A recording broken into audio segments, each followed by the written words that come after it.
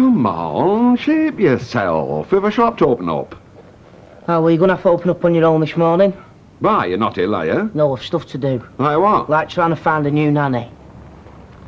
You what? She's never gone and taken that job. She has, Well, of all the ungrateful... Hey, I'm not having that. It's too good of an opportunity for her to miss. And what about loyalty? Or doesn't that count anymore? If all it takes is some snooty woman waving a few quid at her, after you begged her to stay... I didn't. I told her she should take the job. Didn't you listen to a word I said yesterday? And what? Then decide against it. I'm not going to stand in the way, Dad. It's just not fair. You potty, the pair of you. You don't want her to leave, and I don't believe she wants to either. Anyone can see how fond she is of our Joshua. Aye, and of you and all. Don't talk so daft. I'm not talking daft if you can't see what's staring in your face. Or happen you can. And that's what all this is about. Well, is it? Don't know what you mean. Well, happen the pair of you'll come to your senses when she's worked her notice out. Ah, well, notice doesn't come into it. The Stanfords are off to Florida tonight, and I don't see why Claire should miss out. Besides, they'll only prolong things for Joshua. So the sooner she goes, the better. You've only got yourself to blame. I know. She's mad. She starts staring mad of all the cheek. Yeah, well, she obviously got hold of the wrong end of the stick. Well, like you did, you mean? Yeah, I know, and I'm sorry. I should never have listened to her. Well, at least now I know it didn't come out your own head. I mean, what were you supposed to think when she come out with all that? Of all the poisonous things to do. Yeah, well, I'm sure she regrets it now. She's probably mortified. And how do you think I feel? I mean, for all I know, she could have been spreading a malicious gossip to all and sundry. I'll probably get out the front door and people will be chucking eggs at me and calling me a slapper. Very much doubt it. Look, the best thing we can do now is forget it. That's all very well for you to say. It's not your reputation that's at stake. Well, if they haven't got anybody, you might as well come into work once Claire arrives. There'll be other agencies. We're entitled to a month's notice. We may as well use it. Morning. I'll see you later. You want your heads banging together? Hello? Yeah, it is. 9:30? No, that's fine. Yeah, I'll see you. Thanks very much. You've told him then? Eh? Your dad? About me leaving? Yeah. He didn't look too happy about it. Yeah, well, it's not up to him, is it? No, I suppose not. Did you tell the Stanfords? Yeah. I've been ringing round agencies this morning. Found a replacement. Oh, I see. You're organised. Now we have to be, don't you? So what did they say? Well, they said they haven't got anyone available yet, but... Well, there you go, then. I'm not bothered about Florida anyway. I'd have preferred Blackpool myself. Well, what I mean is, I'm not very good in strong sun. Doesn't matter what factor I use, all I do is go red and then start peeling. I went through an old bottle of calamine lotion once. I always have to sit under one of them umbrella things with a pair of dark glasses and a polo neck. People are always giving me funny looks. I bet everyone thought you were some kind of film star trying to hide your identity. No, I think they just thought I was mad. Just get hot in a polo neck, mate. But it's better than burning, isn't it? Oh, she is. Shouldn't you be getting off to work? Oh, that's what I was going to say. That was the agency on phone just then. They rang back saying a new girl's registered with them, Wendy somebody or other, and didn't want to interview her, so she doesn't live that far away. Apparently she can be here in an hour. So I said, yeah. Oh. Well, I suppose it is a bit soon after Maxine, Fred. You can't choose when Cupid draws his bow. But should he so choose, you'd be a fool to let that arrow whiz past. Because for all you know, it could be the last one he's got in his quiver. Well, it sounds to me that Ash isn't the only one that's been struck by Cupid's arrow. there anything you want to tell me, Fred? One of them might have veered in my direction. Oh, come on, tell me all. Her name's Penny. Penny King. So what would you do if he threw a tantrum? Well, I certainly wouldn't give in to him. That way you just store up trouble for yourself. But I wouldn't shout at him either. I don't believe in that.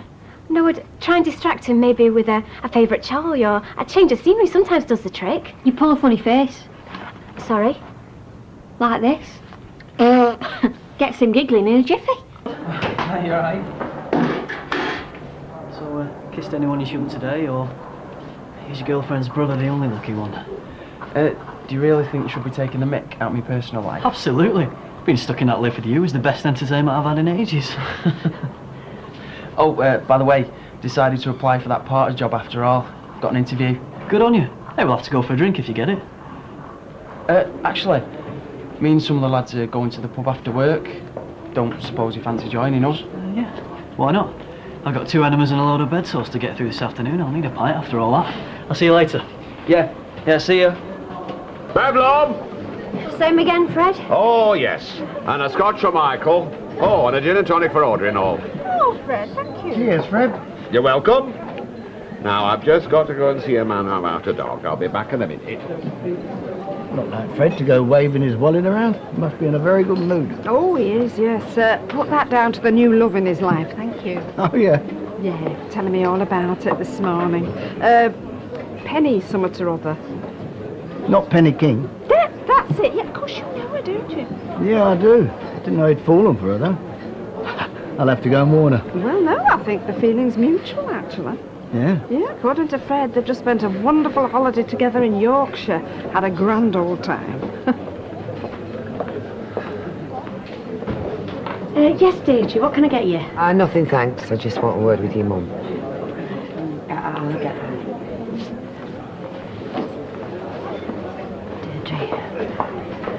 I don't know what to say. Well, that makes a change.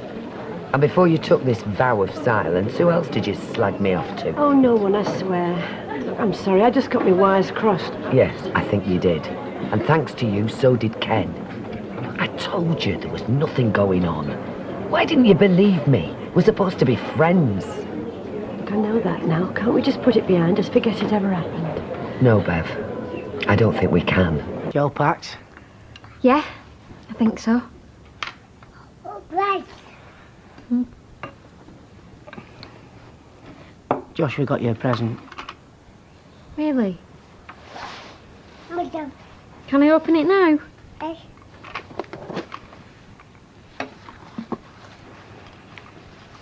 Thanks. I'm sure they'll be very useful. You try them on.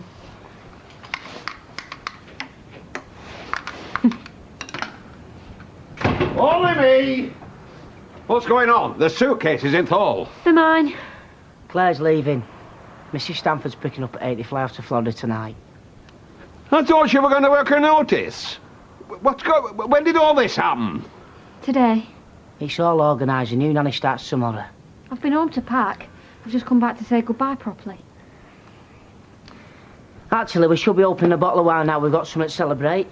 What's to celebrate? This is a great opportunity for Claire to have a new start. Who wouldn't want to be a nanny to a millionaire? Didn't know he'd been at the hospital. There you go, boys. Nice one. Listen, anyone fancy going out for a bite to eat later? I'm starving. Sounds good to me. You know what I mean? I can't, I've got to go after this. It's only 6:30. Yeah, no, but I said I could only manage a quick one. Yeah. Dave got the first round in. Then Jeff. I got these. So you're sneaking off just when it's your round? Yeah, sorry. My round next time. Oh, no. Too easy. How are we going to remember that? Is someone going to keep notes? And we might not all be together next. Maybe if we added up our 3 rounds, then divided it by 4, we'd know how much each of us should have spent. So then I could give each of you enough to balance it out so it's equal. That'll work, won't it? Sounds fair to me. Here's a pen. You can do your sums on the back of that beer map. Come on, let's be having you. I won't be long. What the flimmin' do you think you're doing? I don't want to talk about it. It's for the best. I'm happy, she's happy, everybody's happy. I'm not happy. Ah, well, that's not my problem, is it? That the end of work then? I think so. Good. Why didn't you tell me you're going away with Fred? Well, why should I? Well, I thought we were mates, that's all. Well, you didn't tell me about your secret little holiday. Oh, that was just a golf trip. I didn't think you'd be interested. Well, I'm not. Good. Right, what's this deal with Fred then? Well, why are you so interested?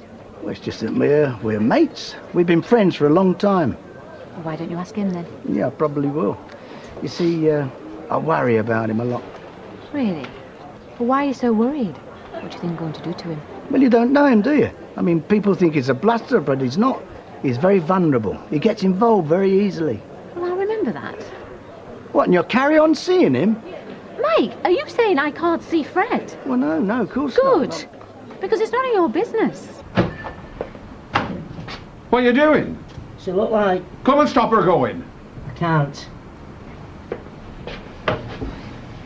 She'll stay if you ask her.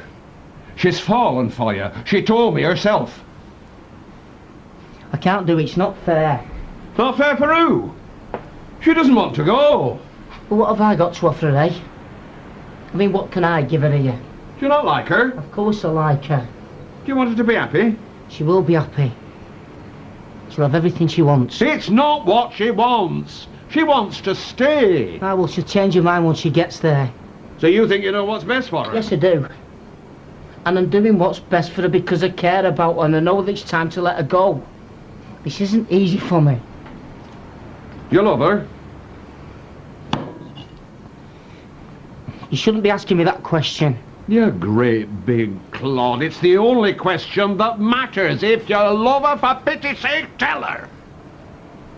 I can't love her. I'm a married man. I love my wife. Your wife's dead. Yes, she is. But that doesn't stop me from loving her. They've really made me feel like a part of the family. Oh, that's nice. Have you a date set? Have you marked it in your diary? The day when it's not too soon. The day when Maxine becomes a cherished memory you can get on with the rest of your life. I'll know when I'm ready. How? How will you know? Maxine's dead. She's never coming back. There's no point in waiting for her. I know that. What do you think she'd want, eh? Do you think she'd want you hiding in here while that lovely lass walks out of your life forever? I don't know. You're running away. Yes! I am running away because I'm scared. Good. I'm glad you're scared. Because I'm scared and all. Scared you're about to make a stupid mistake and lose that girl forever. You want to run? Run. Run home. Talk to her. Tell her how you feel. She's leaving any minute, Ashley. Go back home. On the house. I know it's only a token gesture. That's very kind of you. I'm just popping in the back. She feels awful. Yeah, well, so she should. They've just gone. Run!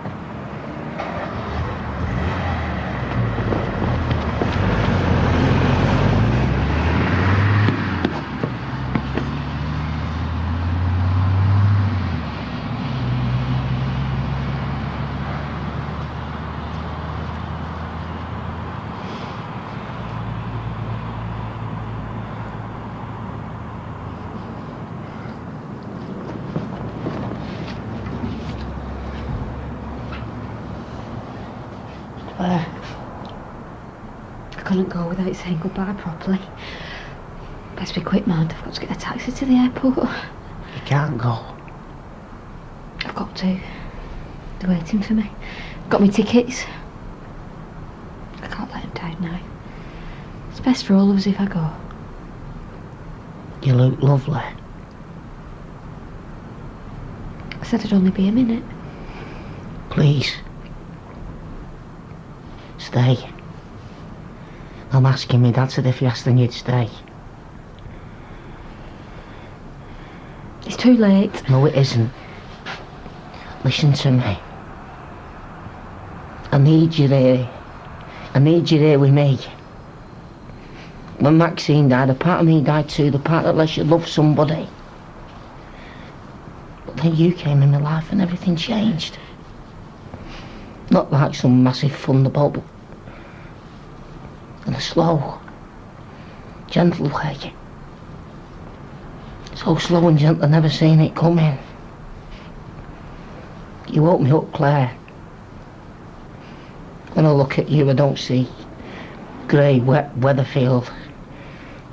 I see sunshine and sun and flowers.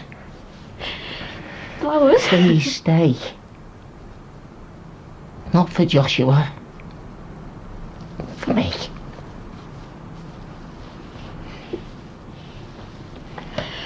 You're in so much trouble. I love you. I love you too.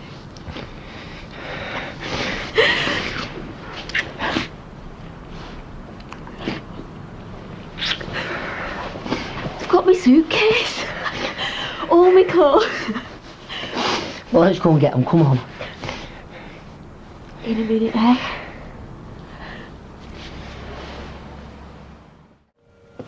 I couldn't wait for you to get here. I didn't sleep last night. Neither did I. I kept thinking about you. That's what I did. I can't believe this is happening.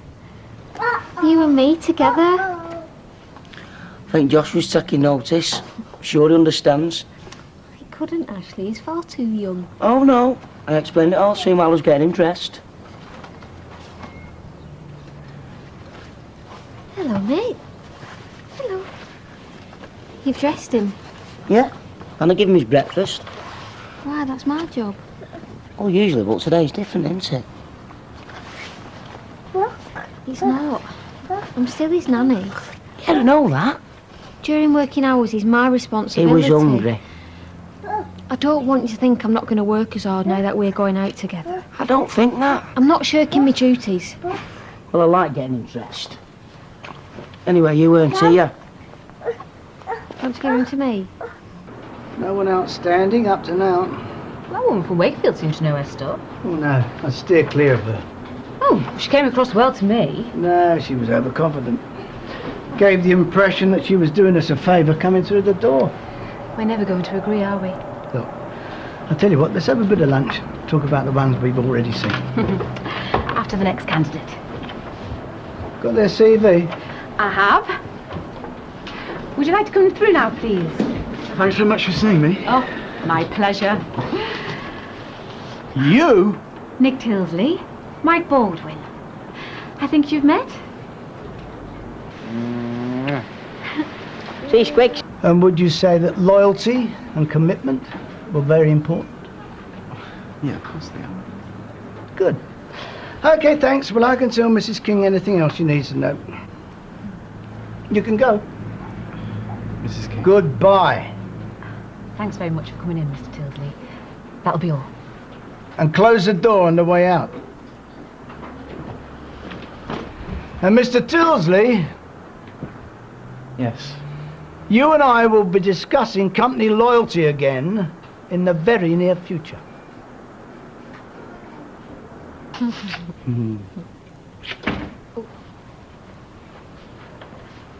Oh, you're here, are you? Yes, Mr. Elliot. Nice and early. Oh, you look a picture. I say, you look a picture. I wouldn't mind going out with you myself. Hey, you stay where you are, you. You don't like Italian food. Italian? We're going for a pizza. Oh. Is that what the lady wants? Yes, it is. In that case, you must give it to her. We're going to have a lovely evening. Oh, I'm sure you are. It'd be a sight lovelier with a bit of steak between your teeth. I'm a great believer in protein. A veritable scene of domestic bliss, enough to gladden the heart of any doting granddaddy. You're in a good mood this morning. And why shouldn't I be? I'm in good health and all my own teeth. You like to talk to all your girlfriends? Never mind about my girlfriends, what about yours? Did you have a good night? Yeah, but okay. Only okay? All right, it was very nice. And to tell us what happened then? You don't have to whisper, Dad. She's not upstairs. She didn't stop the night. Well, I am surprised. Why? Why do you think the only reason I'm going out with Claire is to get into bed? No, I didn't say that. It's just that, well, I assumed that course of action were the natural outcome of a modern relationship. Ah, well, not ours. So don't judge people by your own low model standards. I'll have you know, my intentions towards Penny King are absolutely honourable. She's a wonderful woman, and her arrival in my life can only be described as a bit of a miracle. Ah, well, I'm glad for you. Just don't go rushing into things, that's all. No, not after she's just been recently widowed, no. Mind, she did kiss me last night. Oh, he's gonna get on.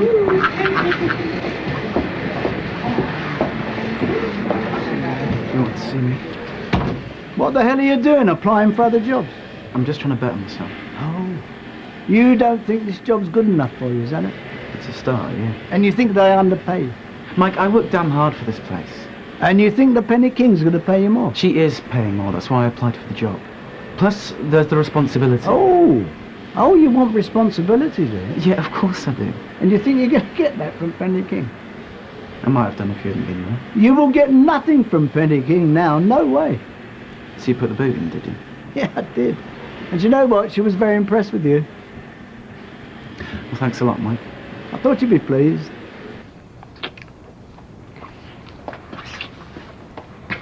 Are you sure about this? Absolutely sure. Oh, no. Oh, well, maybe you'll stop. He's not going to stop.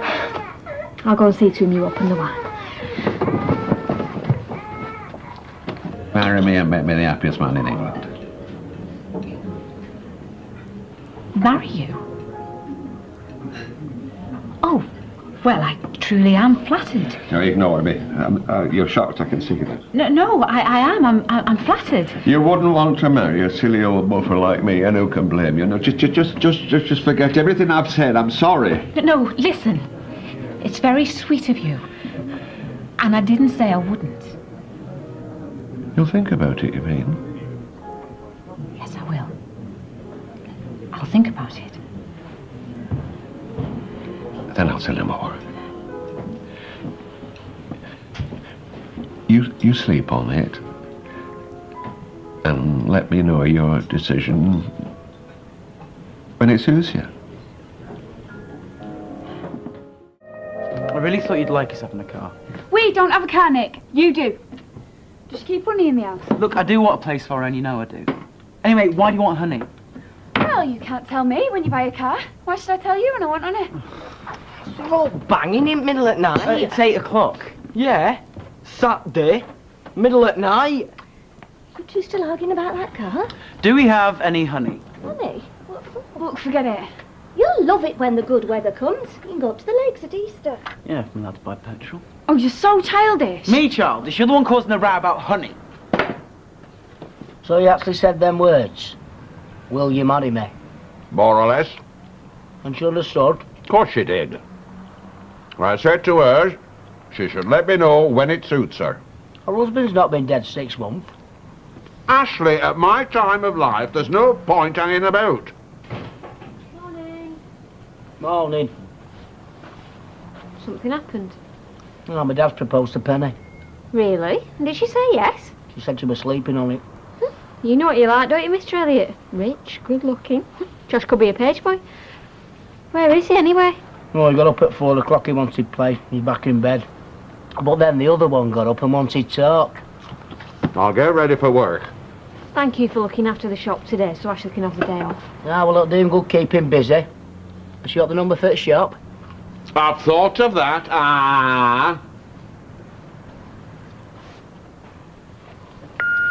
This is the Peacock and Elliot residence. If you want to leave a message, wait for the tone. If you're a certain someone, you can ring the finest purveyor of meat in town on 715-4912. It's not very romantic. Shall I re-record it? No, I'll do it. You've got them ribs to prepare before opening. Not something I'd like to do when I'm nervous, wielding a sharp cleaver. Who's nervous? Despite what Ashley thinks, me and Penny have become very close. I'm sure she'll say yes. Be nice, wouldn't it? Welcome back, eh? Yeah, thanks, mate. Well, it's better than coming home in Leslie's cab. Well, I thought I'd give you one last treat before your honeymoon ends. Thank you. One treat, Karen. Kissing me counts as several. Hey! Good time. Great, thanks, mate. Yeah. Oh, that's not a freebie. And I was going to say, glad to have you back. Right. You going to carry the bride across the threshold, mate? What, with them new head extensions the way it's done? I'll get the bags, mate. Is she still here? Yeah. Yes, she is. Is that our Nick? Yes. Who's this, the car? Is? I'm supposed to be saving up for a flat, yeah? You have mentioned that. I mean, I got a 50p tip off Mrs. Goddard the other day, right? And I've not even spent that, and he goes out and buys a car.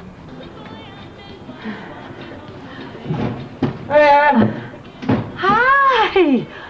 Oh, wow! Look at you! How was it? Was it fantastic? Yeah, it was brilliant. Oh, your hair is gorgeous. Are the extensions? They're great. Yeah, they are. Oh, they should be the amount they cost. But they're worth every penny. You're back much earlier than I expected. I was going to give the place a right good bottoming. It's all right, I'll do it. Oh, no, it's my mess. Well, let's have a brew first, eh? Oh, this was the last of the milk. I was going to go get some stuffing. Well, I'll go in a minute. Why don't you have a lie down, babe? No, I'm fine. So, how is everything? Yeah, great. Though not as exciting as your honeymoon, I'm sure. I want to hear all about it.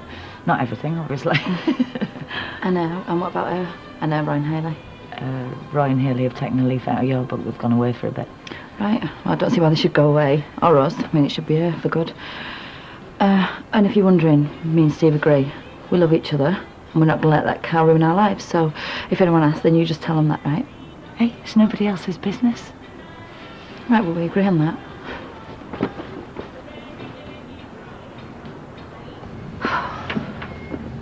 A gentleman proposed to me last night. It's not meant to be funny. I presume we're talking about Fred. I didn't see it coming. Well, I did. What? Fred's got form for proposing to anyone with a skirt and a pulse. The pulse being optional. Well, thank you. At least Fred knows how to flatter a lady. Did you accept? I said I'd sleep on it. Do you think I've slept? I don't know. You could do worse. I know. And Fred's kind, thoughtful, funny. A lovely man. I'm just not sure I could marry him. The pillow talk in your honeymoon must have been interesting. You get off in other people's love lives, do you? So, now you're back. Who's it going to be? The wife or the mother of the child? Tracy was a one-night stand. Karen is the love of my life. Does that answer your question? Yeah, it answers mine, but I bet Tracy's got one or two of her own, yeah? Like, what are you going to do about your daughter? I was just about to ask him the very same thing. You're not come for a cab, then? Nope. A word without Karen. About the baby. Anything I've got to say, I'll say in front of Karen. This isn't about her, Steve. You've got a child. I've got a grandchild. We can't just ignore that. Excuse me, family business. This might not suit Karen, but that baby is our flesh and blood. Look, I'll tell you this, Mother, and you, and anybody else who cares. I'm not denying that the child is mine, but I don't love it. I don't want it, and I don't care about it. I care about Karen, and that's it. End of story. Any messages? Not unless you count some last sell insurance. Want to get yourself down there? Got some bargains. I like Nicky's car. Morning Minnie mentioned it, did she? Oh, Gail, please. Maria's a lovely girl. I know you're still mithering about what happened to Canada, but, well, think about it. She was a young girl thousands of miles from home. You've changed your tune. Did he talk to you before he bought it? It was my idea, actually. Your idea? Ma'am, he works hard. He deserves a car. You should have seen the girls looking at him when he drove me into town. He should be out there playing the field, not settling for some backstreet little hairdresser. Excuse me. Oh, You know what I mean. I'm not sure I do, actually. Ma'am, you've seen life. You've done things. She does blow-dries, perms and cheap pensioners on a Tuesday. Nicks her passport to a better life. Hell, he's a gopher from Mike Baldwin, for heaven's sake. So what do you want me to do? Just sit back and watch her break his heart again? All I'm saying is you're going to do nobody any good by interfering. So what are you doing now? I am trying to save you from yourself, Gail. No, listen. You come between them, which is clearly what you're trying to do. And you're only going to succeed in driving them away like you did with Sarah and Todd. Hi, Fred. No, of course I don't mind. Oh, well, actually, I'm doing invoices. VAT returns are due. No, I'm still... Yes, I will. I promise. Bye. Coward. I don't want to do it. I just don't want to do it. If that had been me at the other end of the phone, I'd have known what the answer was. Well, if that had been you on the other end of the phone, the answer might have been different. I think you've got a bit more grovelling to do yet. And would you like me to grovel down here or upstairs? Love it, your mum will be in. Okay, upstairs then. Stopped arguing then. Yeah, I still think he's got a bit more grovelling to do yet, though. What's he got to grovel for? What's he? You still think he was right, then? To go out and blow a load of money when we meant to be saving? His money, not yours. Mum, leave it alone. You shouldn't be dancing to her tune. Oh, but you like him dancing to yours, though, don't you? Well, the pair of you, just stop it. No, this has got nothing to do with you, Gail. Will you stop interfering? I wish I'd never mentioned the damn car now. What, you told him about it? It was a great deal. Oh, hang on. It wasn't your idea. Well, no, but... Sorry, am I not supposed to speak to my own son now? Well, every time you do, you end up causing trouble between us.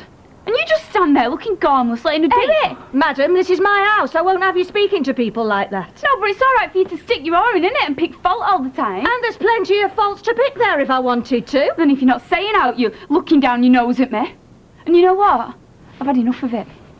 Not putting up with it anymore. Moving out. Oh, will you just calm down and stop being so silly? I'm not being silly. I'm doing the first sensible thing in a long time. Getting away from her. I can't help thinking that that's 20 years he's got to watch his daughter across the street.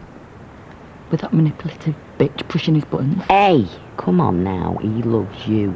If he wanted to be with her, he'd have done it already. Doesn't help how I feel though, does it? I mean, this is first night back off the honeymoon, and already I'm thinking, well, what if she goes in the cab office and they get talking? And if not now, then, well, 6 months or a couple of years. It doesn't matter what Steve says, it's really starting to do me head in already. Come on, love. It's bound to get easier. Is it? Johnny's, every marriage goes through a bad patch. You know what me and Steve are like? All she needs to do is just catch him on an off day. And what if that kid brings home some picture from school of her and mummy and no daddy? What then, eh? She might even talk to me now. She's playing games. Each time she doesn't like something, she runs off and waits for you to go running after her, making a rod for your own back. Flipping heck, that lass is complicated. Oh, for heaven's sake. What are you doing? What? You don't mean this. Don't I? Happy now? Now you've shown your true colours, you mean? You coming with me? Or staying with her? I'm not going anywhere. This is stupid. Right. Then I hope you two will be very happy together.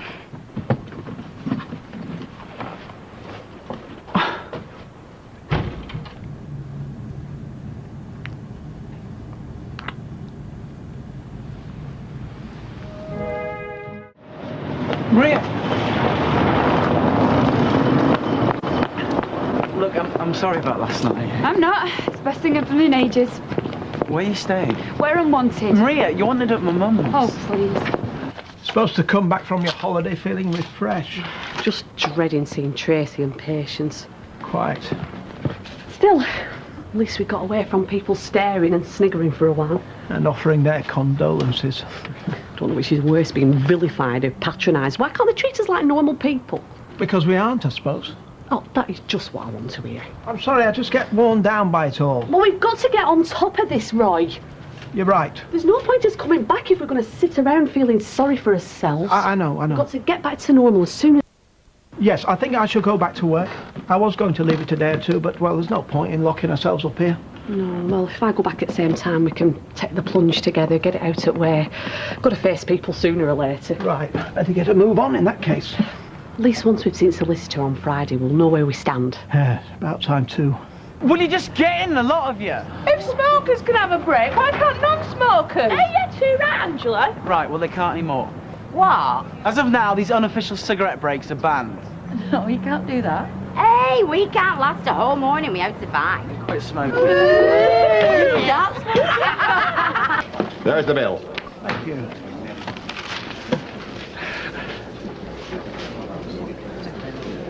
I didn't expect to see you in here. I don't often come in. I'm sorry I couldn't speak to you yesterday. Oh, don't you worry about that. VAT's the bane of my life and all. Preston used to take care of all of that. Oh, there's no need to apologise. I were over hasty last week, and I just want to say about that. I don't want you to feel under any pressure, like I said, when it suits you. Thanks. What matters most is us friendship. And that means a lot to me, too. Well, I'll wait till I hear from you then. Well, unless you'd like to have a drink later in the week. No strings attached. You decide. Oh, that would be nice. I haven't got my diary. How are you, Roy? Very well, thank you. Thank you, Fred. Oh, right. I'll give you a ring. Very well, family. I tell you what, right? That Mr. Tilsley is cruising for a bruising him. Did you have a nice honeymoon, Kenneth? Yeah, it's excellent, love. What's it like being back? Well, can't stay away forever, can you? No, I meant living across the road from Tracy and Baby. Well, don't bother me in the slightest. And Steve? Look, he couldn't give a monkey's either. So you don't want anything to do with it? Look, as far as we're concerned, it hasn't happened, all right? Oh, wish I could say the same for me and Roy. It's not just for six as this. Well, you shouldn't let these things bother you. Don't know what that cow thinks she's staring at. Honeymoon over, Karen. You what? Back to the real world now, is it? Don't you dare try and wind me up, Don't you leave it, Karen. She's not worth it. See you around, eh?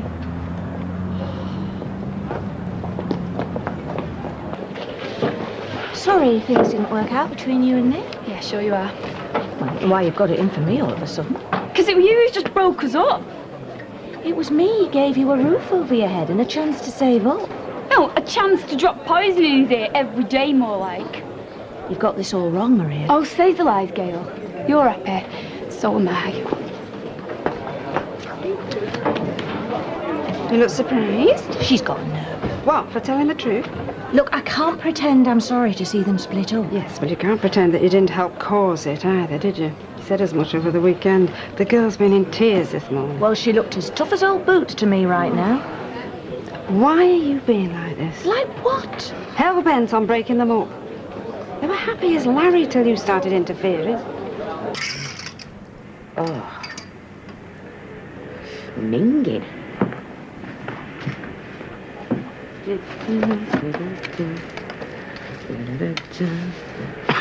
It's tiny, huh?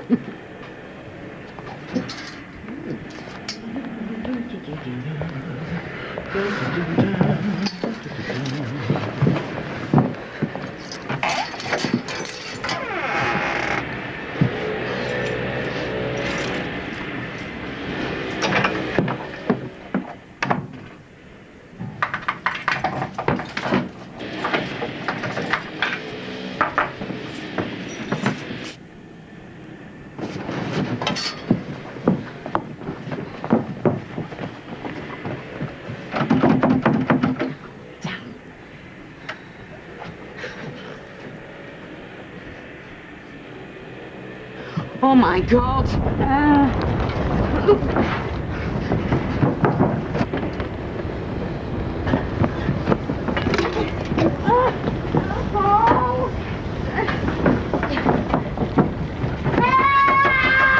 Somebody help! Help!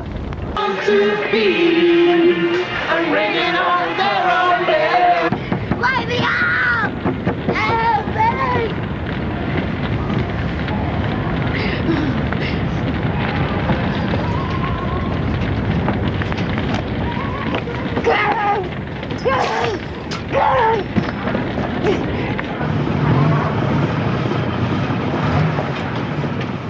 Hello.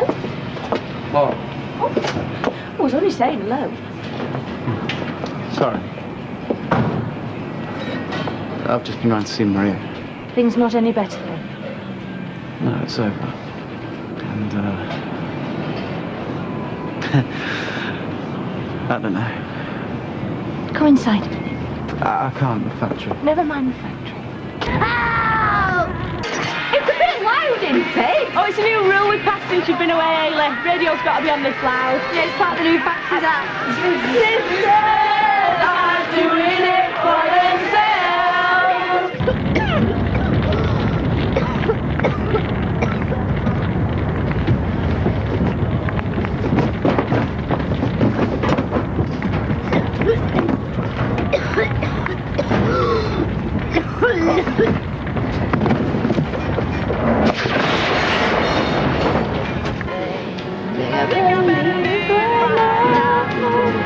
Blimey, Karen, no chance of you winning Pop Idol, is there? More like our tune idol.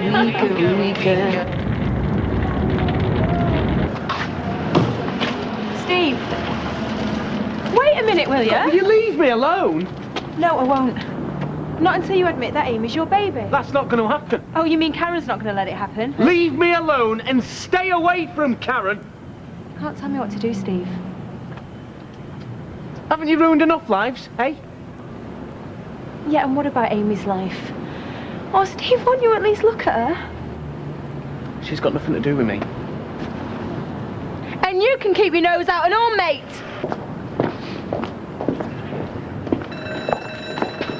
It's a factory, isn't it? What's going on? I don't know, but I'm going to find out. Come on, leave your bags and coats. This'll be Nick, warning. I'm not working over to make up for this. What's going on? Who set off the alarm? We thought you did. Are the firemen coming? Well, yeah, I hope so. Oh, yeah, men in uniform sliding down poles. Right, there's this club in America. You get male strippers to do Oh, that. will you just shut up and get out? Miss, come on! Sonia, leave your bag! I'm not leaving my bag for no one. It's only a drill. Come on! Oh, fire! No. Keep calm and don't rush. Keep calm. Fire, please. Yeah, look, it's Underworld, Unit 14, Coronation Street. Come on, you girl, hold it. Come on. Hey, what's going on? We think there's a fire! Just move back. Settle. Just way back. Come on, right back. Karen, quit messing around! Did you say fire? Andy's putting a brave voice on. Happy now, are you? What? Congratulations. You finally got what you wanted. Me. Out your precious son's life. Oh, Maria. Maria, I'm not going through this again. He's well shot of you. But why? Why didn't you like me?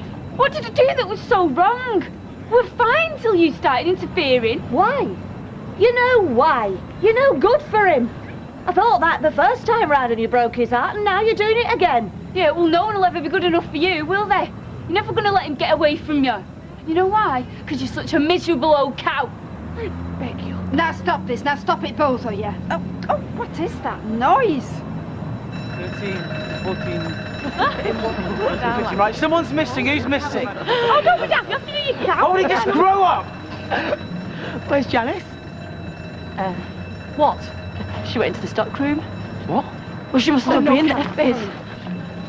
Right, look after these. What are you doing? I'm gonna get her.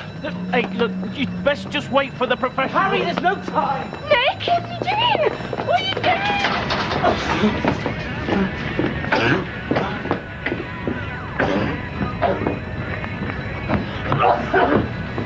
Janet!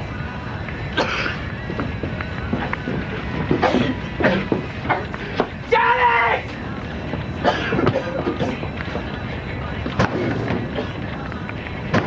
Help them move these canisters. If they catch, the whole street will go. Where is the fire brigade? Coming up, blowing them. Dead. Janet's trapped in a locked room and the fire should be dead. Oh, shut up, Norris.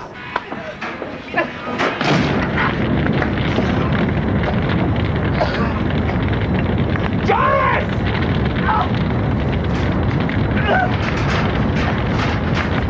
Janet! Come on!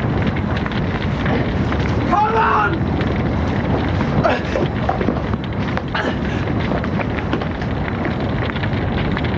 Where are they? Because that's my mate. Why did he go back in? He didn't have to. Come on, he'll be all right. He will, honestly. Come on, dear. Nick! Nick! Nick! No, Nick, can you hear me? He's not moving! Where's that? Come on. Oh, come on. She's Go down there. Put her down. She's not moving. She's not breathing. Get clear. She can't die. She's not breathing. Come on, Karen, just let him do it. 1, 2, 3, 4, 5, 6. Come on, Travis. Come on. 1, 12, 13, 14, 15. Come on, David. Come on. Come on. Don't die, please don't die, Nick. Oh, thank God you're here. Is everyone out of the building? Yeah, we think so. The bus just pulled my mate out. They're unconscious. Check the paramedics are on the way. Do you know where the fire is? Where it started? Stockroom. Oh, where's the ambulance? Aaron. Right, I need everyone to move back. Where's the ambulance? Come on, everyone, move back. Get back. Come on. See, I told you it was a fire engine. It's the factory. Karen! Karen! I'm fine. I'm fine. That is me. Right, recovery position. Come on, Travis. Oh, he's breathing. Nick's breathing. What's the name? Janice. Janice? Janice, can you hear me? All right, Janice, all right. You're safe now. We're taking care of you. We're going to get you to hospital. What's up, Janice? Can you just step back, please? Can you just... I'm her husband. Is she going to be all right? All right, we've got to get her to hospital. Of course, he wouldn't be in this condition if he hadn't been stupid enough to run into a burning building. Norris, go and do something useful. Go to the pub and get her some brandy. All right, Janice. We'll have you in that ambulance in no time. You can come with us. Hey, I don't think I thought you said you're a husband. I am, but she doesn't like me anymore. I'll go. She's my friend. I'm coming with him. I'm his mother. I'm his girlfriend. No, you're not. You walked out on him. You can't stop me. Yes, I can. I'm his mother. It's all right, Nick. I'm coming with you. Come on. She's upset. You will, so am I. Terrible thing is fire. It's how it catches hold. As soon as I heard, I checked the smoke alarms in the house. Just to be on the safe side. I wonder how Nick is. I'll stop on late if you want to go to the hospital, you know. Oh, I'll find out off Martin. Don't think I'll bother with the hospital. Just never know what's round the corner, do you? Mate, just like Maxine, you never know. You could leave the house and go to work and never ever see him again. You've just got to cherish what time you've got. You've been very lucky, mate. Bit of smoke inhalation, burnt shoulder. So, thank you very much. How lucky are you, eh? You know, a bit stupid, aren't you, walking straight into a fire? I didn't think. Yeah, well. You know, you saved Janice's life. How is she? Well, she's all right, thanks to you. Hear that? You're a hero. Carl, is Nick all right? There's no damage. He's inhaled some smoke, that's all. They're keeping him in overnight. Oh, that's good. Sarah said that was a brother. So, is he the one you kissed? Yeah. So that's Sarah. Oh, I've heard so much about her. She's not how I pictured her. She's very pretty. Yeah? Never said she wasn't. No, but that's the picture I had in my mind, and she wasn't like it. She must have been dead worried about Nick. Well, maybe you should go and see if she's all right. I'm sure under the circumstances. No, she'll be with all her family. I don't want... Well, they wouldn't want me there. Can't believe this is happening to me. What was it? Electrical fault? Well, apart from the fact that it's starting in the stockroom, we can't be certain. There'll have to be an investigation. Hey, did he say anything about Janice? What? Janice, she looked awful when they put her in the ambulance. All I know is what he's just told me. Is that right? Nick carried her out? Oh, I'm not sure what happened. I'll phone the hospital, see what I can find out. Thanks, Mike. I know we're not still together, but I still care. Yeah, of course you do. So they found one, did they? A brain in your head? Yeah. What did the doctor say? Oh, just that everything seemed fine and that she was really lucky. That's what they all keep saying. So what happened? I don't know. You must know. I don't. Karen, leave her alone. Do you not think she's been through enough without you grilling her? Well, Baldwin is bound to ask some questions. Hey, do you think we've lost our jobs? Well, she's going to be out of action for a while. Look at the state of her. You've no idea how precious you are to me. All right then. He will be all right, won't he? Gail, you can fuss over him at home tomorrow, I promise. I mean, what happens now? Well, you sort the mess out. And how long's that going to take? Insurance people will be dragging their heels, they always do. Then when they get that sorted out, I mean, what happens then? I mean, in the meantime, I mean, the stock and the orders. I haven't got a factory. It's as if someone's telling me that it's time to pack it all in. I'm never going to let you go again. Michael! In here, Fred. Saw your car outside. Ah, heck. This is a rum do. I say it's a rum do, is this? Yeah, tell me about it. The rag trade's tough enough without this happening. I don't know why I don't take the hint and jack it in altogether, go over to Spain and spend the rest of my life on the golf course. Never in this world. You'll be bored silly. No, you have to pick yourself up, dust yourself off and start all over again. Yeah, well, that's going to take a lot of energy, determination and a lot of money. You've got the energy of a man half your age. I say half your age. That's what money you're insured, aren't you? Yeah, of course I am, and it's costing me a fortune. But you can bet your bottom dollar, sure as we're in here, there's some whiz kid at head office going through the small print to try and find a clause so he doesn't have to pay us. I dare say. Terrible thing, it's fire. How did it start, any road? Haven't got a clue. Have you thought about having her christened? Christened? No, I haven't. I'm not religious. I never go to church. Neither do you, for that matter. I do. I go to funerals, don't I?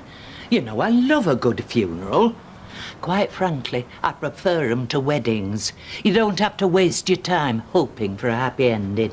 Why are you so bothered about me getting a christened anyway? Well, think about it. Seems to me it's a good way of getting a message across. A message to who?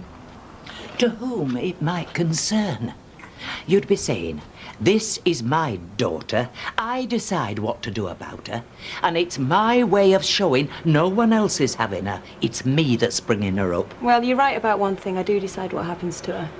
And I've decided I'm not having her christened.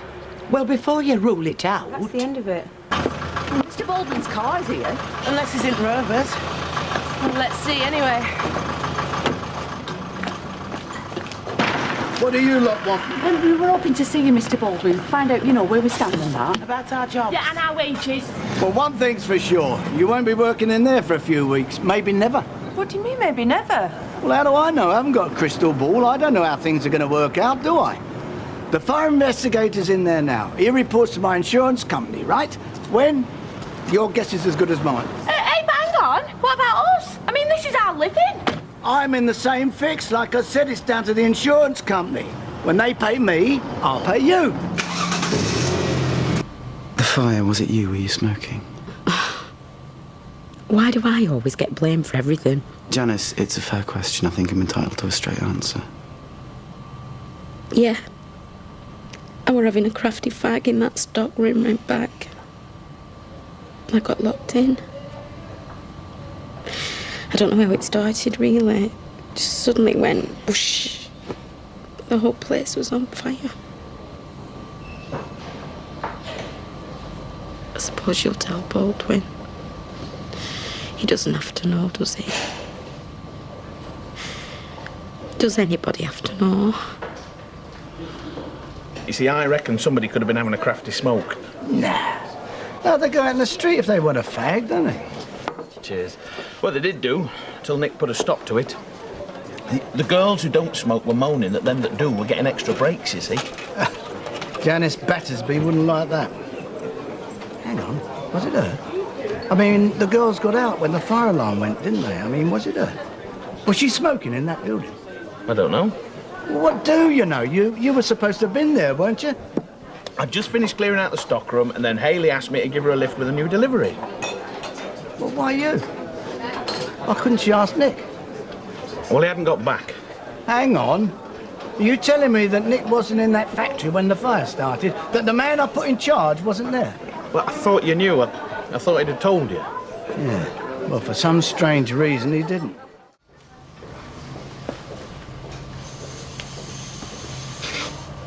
And as you survived, you can tell the tale to me. You were found unconscious in the back stockroom, is that right? Yeah, so they say. What do you mean, so they say? Surely you know whether you went in the back stockroom or not. Well, I did actually. Now I come to think of it. Harry, just tell me again what you said in the car coming over, will you? I cleaned out the stockroom, then I got called away, and I went back to lock the door. I looked in, but I didn't see anybody in there, though. Yeah, but Janice was in there. And you got locked in. So you must have been hiding when Harry looked in. Why were you hiding? Because you had a cigarette in your hand. Yes! Yes, I was smoking. Why do we have to go through all this palaver when it seems like you know anyway? Nick told you, did he? As a matter of fact, he didn't. I wonder why. Yeah, well, it was his fault that it happened. He tried to put a block on us going outside for a fag break. So I had to smoke inside. Well, you were always trouble, but this is the prize winner. So I'm out of a job then, right? Everybody's out of a job, and do you know why?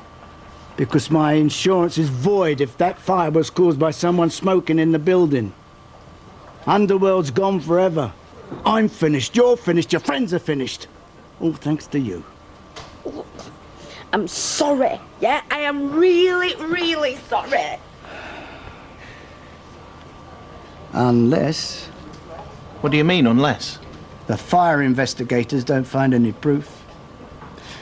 That's the only chance I got my insurance money back, rebuilding Underworld and giving them all their jobs back. So you better pray that that fire destroyed all your faggins. And you never, never smoked in that building if anybody asks. Now, do you understand what I'm telling you?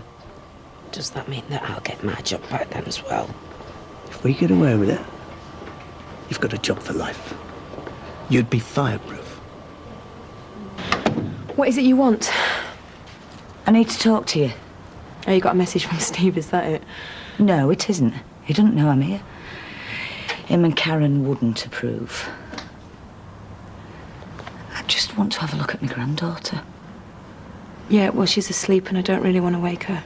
I only want to see her. Listen, Tracy, I know I said some really hard things. Okay, I went over the top. I am sorry.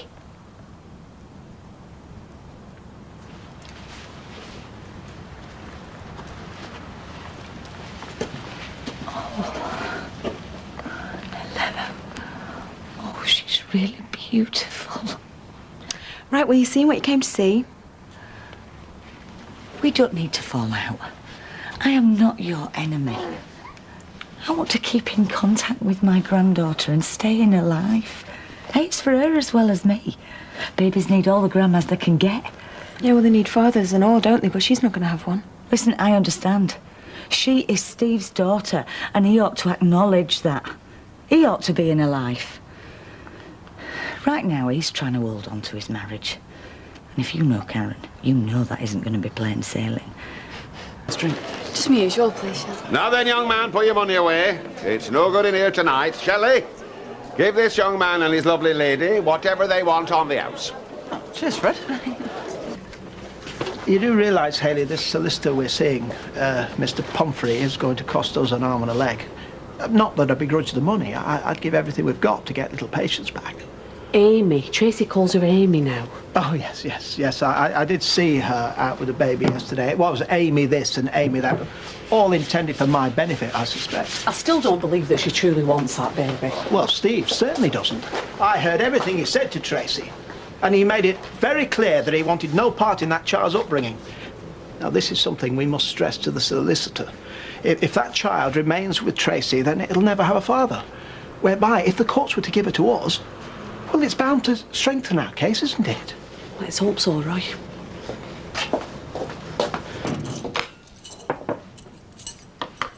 Where have you been, Nick? I went to the hospital to visit you. You weren't Yeah, there. Mum, listen, there's something you should know about me and Maria. I knew you'd see sense about her. Who's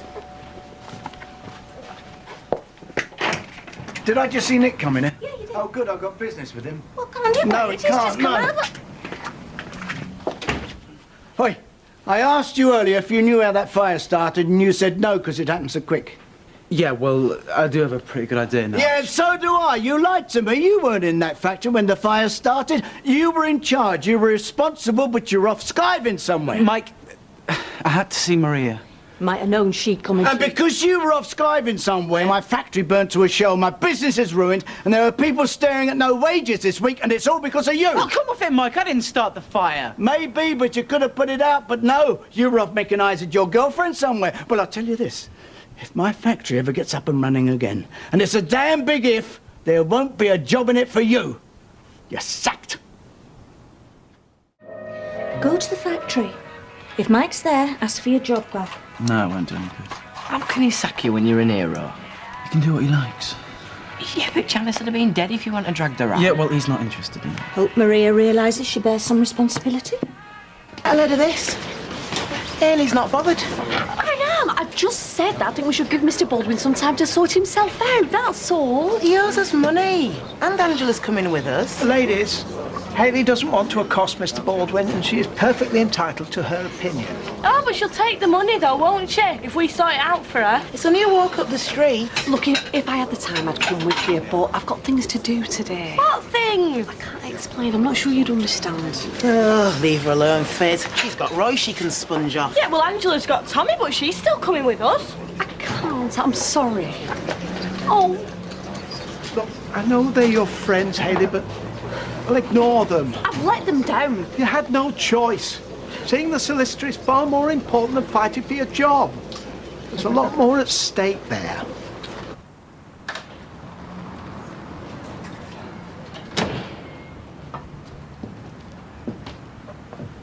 Hello, Mike. What are you doing here? There are some issues we should discuss. I've got nothing to say to you. Well, you should have. If I hadn't dragged Janice Battersby out, he'd have a dead machinist on your hands. Don't believe your own publicity. You're no hero. Mike, I've always worked hard for this place. Yeah, look! Look at the fruits of your labour. This wasn't my fault. It was your fault. I paid you to stay on the premises, but you couldn't be bothered. You went for a walk. Mike, it wasn't like that. You got your money's worth out of me. Look, this! This is what I got out of you. I want my job back. You will... I don't know how you got the brass neck to come back here. You want your job back? I want my factory back, my livelihood, my son's future. Get out of here before I lose my temper. You've got no right blaming me. Get out, or I won't be responsible for what I do to you. You know what? I knew it's no use. We can stick your job, Mike. Get out! And stay out!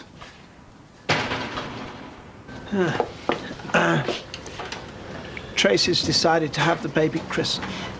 Has she? Oh. Was something of a surprise. She's full of them. It is a very traditional thing to do. Well, it's more a rite of passage for the parents, isn't it? I mean, the child won't remember much. Perhaps that's just as well. I think Blanche gave her the idea. Oh, she's certainly showing an interest. We are not belittling the role of grandparents or great-grandparents, Ken. No, but we do believe that any child would be better off in the care. Thanks for letting us know. Oh, well, it's the least I could do. Okay, yeah, bye. Bye. Right, so that's something else to tell Mr. Pomfrey. There are godparents now, more people between us and the baby. Godparents have no legal status. No, but Tracy has, and Steve. Steve hasn't even acknowledged the child. Not to say that he won't in the future. Well, we could ask him. He'd only have to state that he intends to have no access. Well, that'd be like denying he's the father. That's what he wants to do. What do you think it'd give us a chance? Oh, it's worth a try. I hate the idea of asking him. Well, so do I, but we've got to. For Amy's sake. It's unfair dismissal. He'll get over it. Well, you don't seem very bothered. I'm looking at it from a different angle. What angle? Poor Maria, we're nearly in tears. Well, she would be. All she wants to do is move into a smart new apartment, some executive love nest they can't afford. Oh, I see. That's why you're not bothered. I'm sorry Nick's lost his job, but at least it'll stop him throwing away more money. On Maria? On rent or a mortgage when he's got a home here. Oh, why would a lad like him still live with his mother? Because I won't dump him after a few weeks. Oh. She will. She's done it before. It's time he stood on his own 2 feet. Which is why we thought, taking all things into consideration, that little Amy would be far better off with us than with a mother who doesn't really want her. Mr. Cropper, Mrs. Cropper, I've listened very carefully to what you have to say. What's your conclusion? That you probably realise how tenuous your hold on this child is. What about the contention that Tracy Barlow is not a fit mother? Whose contention is that? Ours. Has she neglected the child, beaten her, abused her? No. She did try to sell her before she was born. To you? Yes. At your suggestion? Yes. A court wouldn't look kindly on that. She tricked me. She told a lie. Regrettable, unpleasant, but not worthy of litigation. You're talking around the subject. There's a child at the centre of this. A child who has no biological, legal or moral kinship to you. That is not the point. A child with a mother and father, a grandfather, 2 grandmothers and a great-grandmother living in the same street. Are you saying that there's nothing that we could do? My advice is to take the matter no further. So we just give up, forget about it. Exactly. In legal terms, there's nothing to pursue. You have no claim on this baby whatsoever. Wedding bills are coming in thick and fast. This arrived, streetcars today. All right. Should have had a bit more sense. Yeah, well, me too. As long as we can pay it off. Yeah, well, we've got Steve, mate, can I have a word? Yeah, very well. Is the cab office flat still vacant? Yeah. Do you want to rent it out? Yep. Right, well, we can't afford much. Yeah, but we do charge proper rent. I mean, it's £400 deposit, 400 quid a month. Because I can't really do you any favours, mate. OK, but can we have a look at it first? Yeah, I'll show you first thing in the morning. Right, cheers, mate. Oh, and if you do want it, then we need a month's rent in advance and the deposit. Karen, that's 800 quid. Yeah, and we need it up front. You give us money, we'll give you keys. Right. Fred, I want to ask you something before Mike gets here. A conspiracy, is it? No, nothing like that. I had such a lovely time with you, Ashley and Claire the other Oh, night. thank you. I want to ask you around for lunch tomorrow. All of us? No, just us. I mean, I'd be willing to bet the pair of them would love some time on their own. Will you watch me flaming leg on the door? I am, I'm trying my best. Where do you want to sit? Just put me down on the settee there. Take your time, you're bumping me about. I'm trying to get you as comfortable as I can. Be as quick as... Oh! There you go. Hang on, hang on. Hang on. There you go. Thanks. I'd do the same for anybody. Well, it's nice to see that you're professional about something. How are you going to manage by yourself? I'll be all right. I've paid you. You don't have to stay. Shall I put the kettle on? No, I don't want to, thanks. Hiya! We saw you arrive. How's the invalid? All the better for seeing you. We know you can't get out, so we've come here to talk you to death. Good idea. Right, I'll be off then. Hey, I bet you were worth your weight in gold, Les. What do you say, Janice? Yeah. Ta-ra, then. Ta-ra. Hey, Harry says he'll give you a piggyback to the Rovers, you know, when you're fit. Yeah. Well, he might get me downstairs. He'll not get me back up again. No matter, it'll be my pleasure. And we brought you some dinner round, so I'll pop it in the oven. Oh, thanks. So, did you ask Les to bring you home, or did he volunteer? Neither. The nurse phoned the taxi. I didn't know it were going to be streetcars. Les was the last person I wanted to see. Mind you, I'll say this for him. He tried his best. Hi. Hi. Mum, listen, there's something I need to tell you. Oh, got a job already? No, nothing like that. Oh, you'll soon be snapped up. Yeah, well, it might not be. But anyway, it's not important. Don't start worrying. You've only been unemployed for a day. I'm leaving. Leaving Weatherfield? No, leaving here. I want my own place. I won't let you go. Mum, you can't stop me. No job? No wage? That'll stop you. No, it won't. I'll sell the car. You've only just bought it. Yeah, well, we need a deposit. We? You mean you and Maria? Of course I mean me and Maria. And she'll pay the bills, will she? On her paltry wages? Yeah, until I get a job. I knew this would happen. She'll make a fool of you. Well, like you do, you mean? Running round after me, treating me like a little boy. You are my little boy. Nobody will love you like I do. Get real, Mum. I'm a grown-up and I love Maria. Listen, I spoke to Tracy today. Actually, I got a bit emotional about little Catherine, you know. Don't, Mum. What I'm trying to say is Amy is going to be christened next week. Didn't think Tracy would bother. Oh, so you have thought about her christening then? No, I haven't. All I meant was that it's not the kind of thing you'd expect her to do, that's all. Well, she's doing it. Well, I'm sure it'll be very nice. It will be if you go. I'll take Karen, shall I? Look, I know you're trying to make a fresh start. Yeah, exactly. So a family celebration with the Barlows is just what we need to bring us closer together, isn't it? You get one chance to attend your child's christening. Mum, I was sat on the street when the child was born. I only attended the flipping conception by mistake. You can get along without us, shut. What's up? Nothing. Well, then why have you got your heads together? Oh, no particular reason. We're just talking about old times, that's all. Oh. Maybe I can help. Oh, someone wanted to help me. That makes a change. Well, we've got some spare machines at my place. Your girls could use them. What, you offering them a job? No, they'd still work for you. They'd finish your outstanding contracts. It would keep your workforce together until you're back in business. Yeah. Yeah, I suppose so. You're not interested? Well, it's not that I'm not grateful. But? Well, I've got too much on my mind at the moment. I'm absolutely exhausted. I want a couple of days peace and quiet to get over things, but, well, thanks anyway.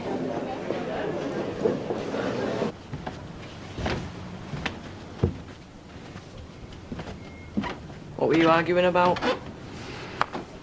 Nothing important. Is your brother running out on us again? I'll be living down the street. You've already got somewhere. Yeah, the cab office flat. Dump. Nothing will ever be good enough for you, will it? It's good enough for her, not for you. I've had enough of this. Maria's waiting for me. If you go now, don't come back. Ma'am! I mean it. Ignore her, David. She's off her head. I don't want you in this house anymore. I'll go tomorrow. We're looking at the flat then. If you move in with her, I want nothing more to do with you. Maria's right. Everything she said was spot on. You've done everything you can to keep us apart. That's a lie! It's the truth! Maria saw what you were up to. You were determined to split us up from the start. You don't care about my happiness, just as long as you can keep me in your precious little house. You can leave me alone. Ma'am, stop it! Selfish! You're ungrateful! Be selfish! You'll take a good look at yourself! As long as you're with her, I don't want to see you again! Do you know, I can't remember the last time we went to town. I can't remember the last weekend I didn't spend washing and ironing. Yes, well, it's not just Nick that'll be getting his freedom then, is it? Ma'am, I am happy for Nick to have his freedom, as you put it. It's how he did it that gets me. Oh, Gail, come on. Is it any wonder he lashed out at you? Look at the week he's had. Risking his life and then getting fired for the trouble. Perfect time to sign a lease on a love nest with Maria.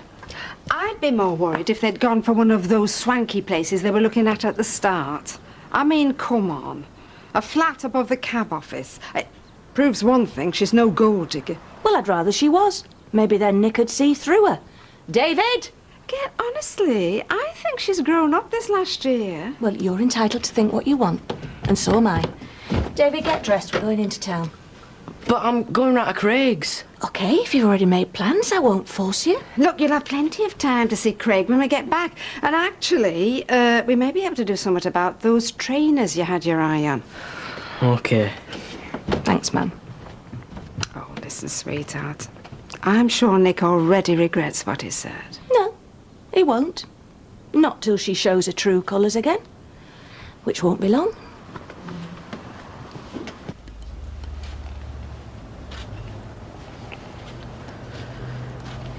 Roy, would you like me to open up the cafe? No. Just because we've had our dreams trodden underfoot, there's no reason to malinger. Roy. Well, life goes on. And to the world at large, I dare say, all's as it should be. Baby is with mother. Potential adoptive parents are told that they cannot sever that sacred bond, regardless of the mother's character. Which doesn't necessarily make her a bad mother. No, right, we have to accept that. At least Amy's happy and healthy. Superficially, yes, I grant you, it would appear so. But what about when that door is shut? When she's no longer being paraded like the trophy of a conquering heroine? No, right. As far as we know, Amy's being well cared for. We have to be thankful for that. You've read me like a book, Hayley. It's a despicable thing when our one remaining hope of being with Amy rests on her being badly treated. I know you didn't mean it like that. When I think what this travesty of a marriage has cost us, I betrayed something priceless, Hayley. And for what? You could ask her to agree to an annulment. It's the least she can do in these circumstances. It wouldn't surprise me if she clung on just to spite us. Till death us do part. I'm just saying, it's not a matter of choice. It's in me blood. I could no more stay away from Amy's christening than I could have abandoned you and Andy. Well then, Mum, you do what you like. Just don't expect me to be there, all right? It's 1 hour out of your day, Steve. I don't care. Morning. Oh, don't let me interrupt. No, you're not. We were just talking about dinner. How do I look? Flippin' heck. Let's see your cuffs. Not already seen to. Always get a woman to do them. It's good luck. You know nout. Ah, well, I forgot it with D-Day. So you feeling? All I can do is stand before Penny as an honest man with good intentions. Well, so you're quietly confident then. And what do you think, Joshua? Eh? Do you think you should have a new step-grandma? I hope it goes well for you, Fred. Hey, me and all. Because if she says no, it don't bear thinking about. I heard that. I say I heard that. Thanks, Steve. No problem. Last of the true gentlemen, eh? Is that right? What was that? Yeah, I have an orange card in the pastry. It's nothing. What are you doing here? Baldwin rang me up, so I came to see Hayley. Oh, yeah, did he say he wants to see you in Rovers? Yeah, reckon he'll tell us the place is kaput. Well, maybe he'll pay us the money he owes us up until fire. Maybe he'll treat you to an old cottony knees up. Well, it's about as likely as getting your money, isn't it? My little joker today, you aren't you, Steve? Hey? Laughing and joking with everyone. Eileen's waiting for me. I'll see you there. I suppose all will be revealed. Yep. Now, I have something to ask with regard to our marital status. And I want to stress this is in a spirit of cooperation. I'm not making demands. Well, you can demand what you want, Roy. Except your conjugal rights, that is. Yeah, I'm afraid I cannot approach our union with quite so much levity. There's nothing to be gained from us remaining betrothed. Well, here. Except for, are you going to pay for a divorce? Because I certainly can't afford it. Oh, you won't need to. There's something called willful refusal to consummate. All you'd have to do is claim that the relationship never became physical. What, that we never slept together?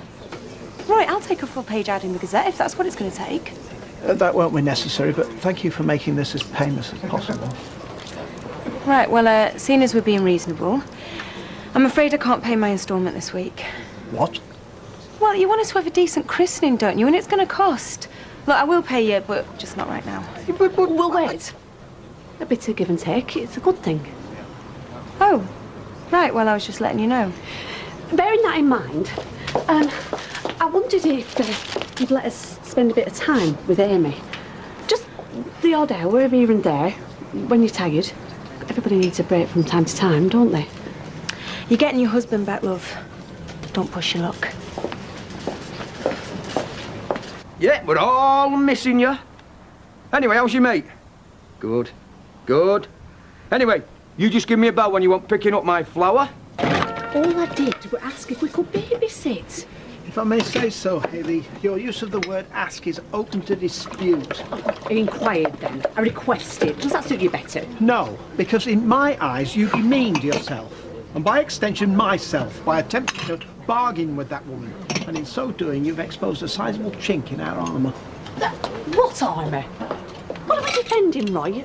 The battle battle's over. Tracy's won. I was just trying to get the one thing, the only thing that can make this situation halfway bearable. And I'm not going to apologise for that. I'm sorry. Well, you have to let her know that we want it so badly.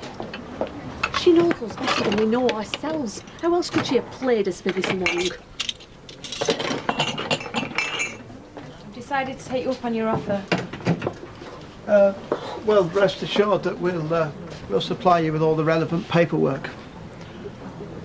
I take it you're talking about the annulment? No, although there may be some paperwork if she gets a heavy nappy. Are you saying you want us to look after her? Yeah, well, there's nobody else. Mum and Dad are out. Gran's going out. Suppose a couple of hours won't harm. Right, I'm going into town. You've got my mobile number if you want me. Oh, yeah, we've got all the emergency numbers by the phone. Right, well, her stuff's all in the bag. You will be careful with her, won't you? Have no fear, Tracy. Bye-bye. Mummy.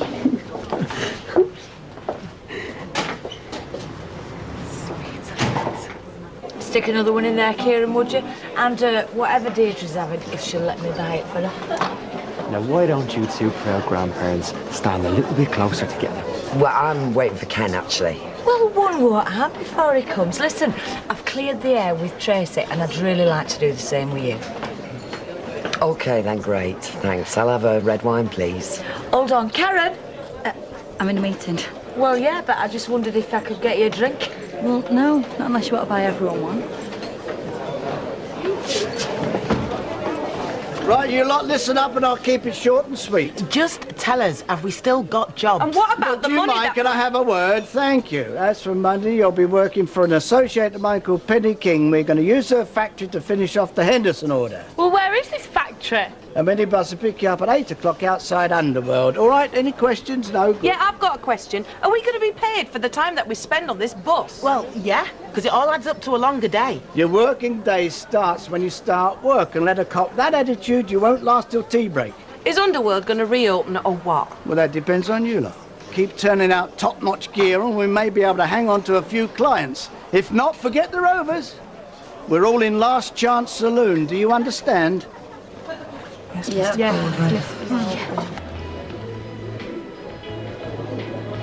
Have you had time to reach a verdict in other matters? Oh, I've had time, but I need some more, I'm afraid, Fred. I'd hate you to think I was messing you about. Never in this world. When you do reach a decision, give it to me honest and upfront.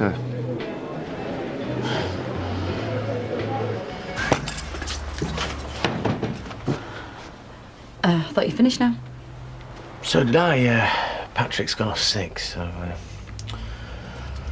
you've still got a job to go to then, or what? We're getting bused to another factory. Well, that's all right, isn't it? Yeah, Steve. I always wanted to travel. Well, it could be worse. Oh, you're spot on there. More time I spend in a van, less time I spend here. You're not falling out with Mum again, have you? Oh, I can't escape her. I was at a meeting and there she was, getting all pally with Deirdre. Well, it's better than being at each other's throats. No, Steve, I prefer that than I'm swapping Amy's stories. I mean, once they start that, then I'm done for. Why? Use your imagination, Steve. No, come on. What's it got to do with me and you? How do you think this makes me feel? Lizzie's grandma, Deirdre's grandma, Tracy's mummy, and your daddy, and what am I? I'm nothing. Hey, you're my wife. My #1 priority, and you always will be. Yeah? Well, why don't you make Liz your #1 priority? I mean, what's she still doing here, Steve? Better still, why don't you get rid of her? Curler, since she fizz. Fancy leaving all my shopping in Rovers. Oh, here we go. I knew I'd get this. What? I did not set this up. That's the God's honest truth. I never said you did I? Now then, no need to ask what you two been up to. I hope you've seen a bit wishbone. So she said yes, then? Well, summit's filled you at joys of spring. And why not? I've just spent the afternoon with a very lovely lady who's weighing my proposal with all the care it deserves. Is this tea fresh brewed? Oh. Well, if you ask me, I reckon she's stringing it along. Rubbish.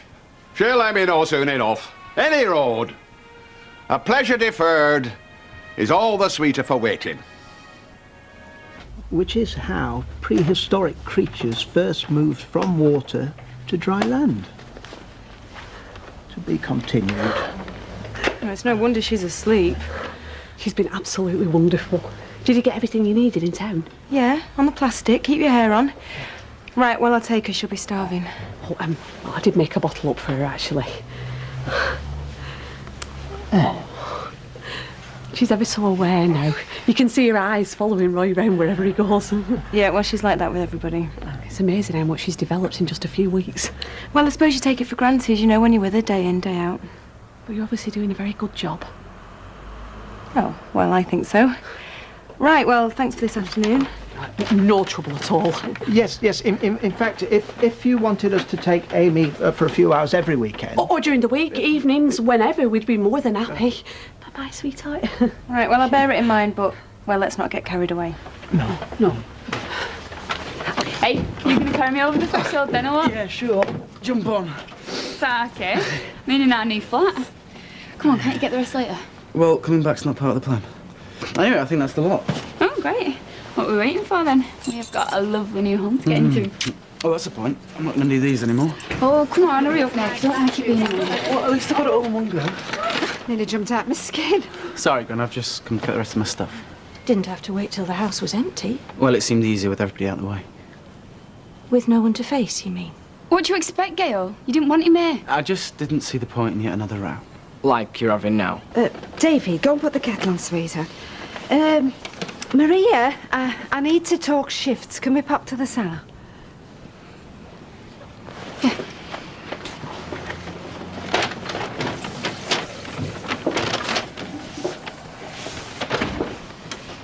I think we both spoke out of turn last night. Mum, I came here for my clothes. Not your blessing. Don't worry. You're not going to get it. When the going gets tough. Nice one, Nick. Don't worry, David, she'll get over it. Just don't ever grow up.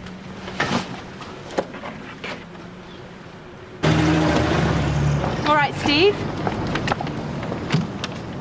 You know, it's very rude to ignore the mother of your child. Can I help you? Oh, that's more like it, a professional touch. Well, give me an hand. Tar? Look, I'm busy. Yeah, well, this is business. I've got a proposal. I'm not interested. Yeah, well, you will be, because if you say yeah... Which I won't. If you say yeah, it'll keep me out your hair for good. Think about it, Steve. No more awkward little meetings. No more desk stares from across the road from Mrs. MacDonald. Come and see me tomorrow then, yeah, Steve? What's going on? Here we go. What is going on? Nothing. What are you doing chatting to her? She just wanted to see how I was, that's all. Well, what does she need to know for? We've made a promise, Steve. Yeah, we said we'd forget about Tracy and carry on as normal. And this is normal. She was on you like a fly on muck. Have you got any idea what it is like to be reminded every single day? Because everywhere I go, if it isn't your mother stirring it up, then I've got some flaming Barlow bragging about their family tree. Look, she came over to me. What was I supposed to do? Say nothing. Just walk away. Because, Steve, you might have forgot our wedding, but I haven't. So don't you think for 1 second you've been let off the hook? That's not fair. Listen to me, Steve. If I catch you and her together one more time, then it will be me walking out of our flat and out of our marriage.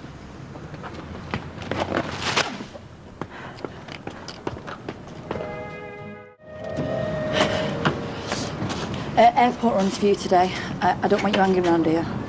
How many times, Karen? I'm not going to go near Tracy Barlow. Right. I suppose I better check what's showing tonight, haven't I? Yeah, well, I'll phone the cinema for you in my lunch hour. Look, Mum, you don't have to go to the cinema. Oh, brilliant. So much for you trying to make it up. I mean, if you want to go somewhere else, Mum. Don't worry. I'll be out of the flat. They'll get you cosy night in. It'll take more than a cosy night in for you to get back in with good books. Hey, listen, I'm not going to be able to think of anything else all day but you. So I'm going to make tonight a night to remember. Good, I look forward to it. Stay away from Tracy Barlow. Morning. Sorry I can't chat. I've left the baby with a surrogate father, Blanche. I'll see you later. Not if he sees you first. Look, I mean what I said, if you go anywhere near her, I will... I won't. Right. Why would I want to go and watch a bunch of kids dancing on top of a car singing about being mechanics? Well, you liked it when we went. We were kids. And it was Olivia Newton-John. Yeah, but I've told Sally I'll go now and I bought the tickets. You don't like Sally. I never said that. Anyway, what about Kevin? He'll be offended if you don't go. No, he won't. I don't ask him to go and watch our Craig play footy, do I? I'm not going. Right, well, we'll see about that.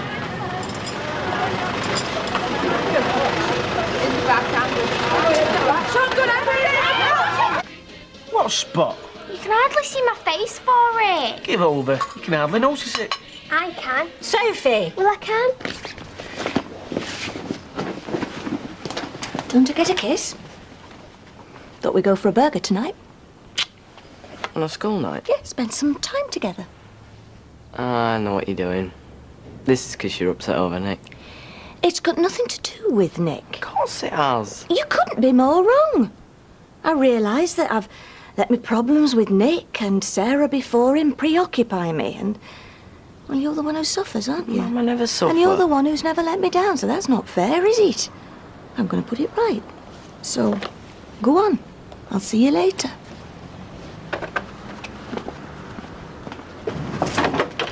You were meant to come and see me. Well, if I'd have thought it was worth listening to, then I would have. But I know it's just another one of your games. You're wrong. I don't think so. She wasn't very pleased to see us chatting yesterday, was she, Karen, or this morning? I wonder how she'd feel if I popped back later when you're both in. I bet she can't even open her eyes in the morning without thinking of your baby across the street and the woman who had her. Do you enjoy this? Not particularly. That's why I've got a suggestion. Some of that's going to make life easier for the both of us. Just let me in, Steve, and I'll explain. Just tell me, eh? It's cold. I don't want Amy catching out. Okay, fine. I'll come back later. Tracy! Oh, stop looking so scared, Steve. Cameron's gone to the other factory, hasn't she? I saw her leave on that minibus. What is the worst that can happen?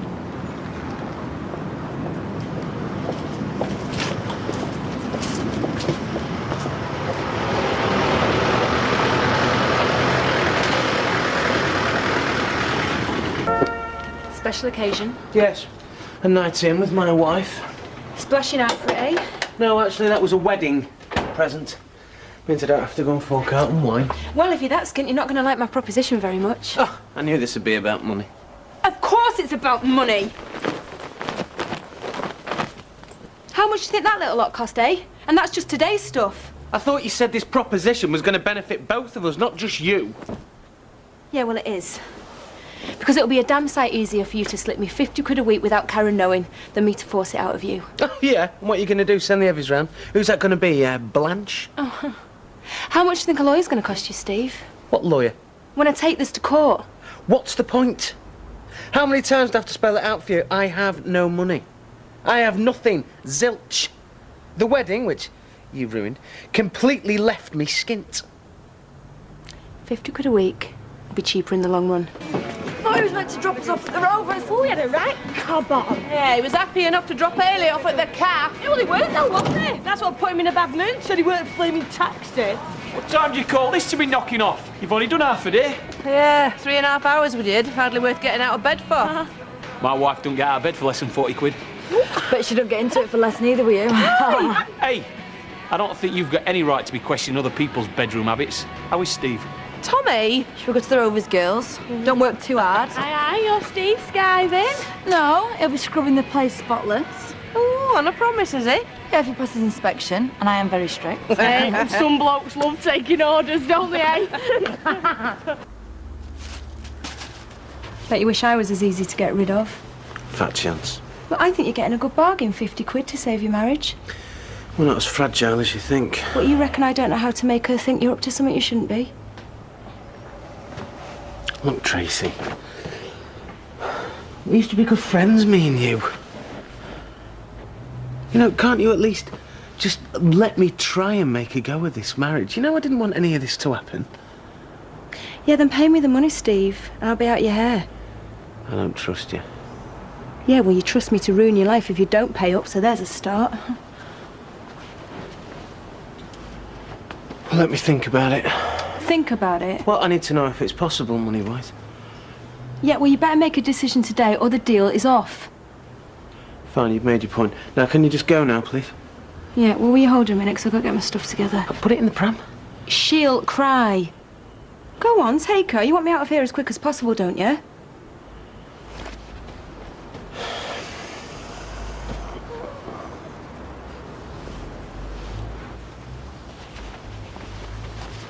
Oh, don't you look a picture?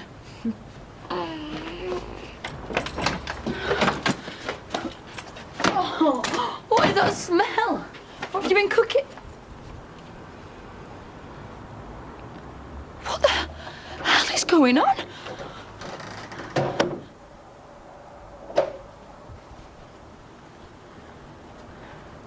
She was sick. Tracy was just cleaning it off her blouse. You know what babies are like. Well, no, actually, she probably Shut up. Look, the baby was sick on her, so she went to go and get a damp cloth, and that's it, Karen. That's it, I swear. That's it. That's it. It's funny when you think about it. It'd take more than a damp cloth to wash the smell of sick off her. Ooh, well, there's no need for that, Karen. What is she doing in my house, Steve? Look, she just barged away in. I can tell that by the way the door is off its hinges. Look, you know what I mean? Did she use the pram as a battering ram? No, actually, I just rang the bell and here I am. What is she doing here? Bringing his daughter to see him. Get out. Listen, Karen, I understand that you must be jealous. Get out. Sometimes me and Steve, we really need to talk about our daughter, so if you don't mind making yourself scarce... Get out! Do you mind? You're upsetting Amy. I don't give a toss about Amy, and neither does he, so why don't you take your brat and get out of my house? Steve, you're going to let her talk about your daughter like that? Look, just do as she says, Tracy, and get out. I'm going nowhere until we sort out my payments. What payments? What payments do you think? Absent fathers these days need to cough up. Have you never heard of the CSA? Oh, you must be joking. You're not getting a penny out of us. Not one penny. Oh, how are you feeling now, love? Terrible. But you will be able to perform tonight, won't you? She's just a money spinner to you. I am insisting on my rights like any single mum would. Well, you're not dealing with the croppers now, so you're going to find it a lot harder to bleed us dry. All right, well, we can do this the easy way, or we can do it the hard way. We're not doing it anyway. Oh, you'll pay your share, Karen. I'll promise you that. You've got no proof it's even his kit. Oh, he knows it is, don't you, Steve? No, he doesn't. Because you tried it with Roy, and now you're trying the same trick on him, and you are such a slapper, you could try it on half the men in Weatherfield, and that is what you're going to have to do, love, because you'll get no joy from us. Are you always going to let us speak for us, Steve, or are you going to get a mind of your own one day? Just get out, Tracy. You've had your say. You got your answer. All right, fine. But we all know that I'm legally entitled to support. So if you want your business dragged through the court, that's fine by me. Here's the form for the CSA. But, you know, you don't need to fill it in because I know where you work and I know where you live. So you can just expect a call.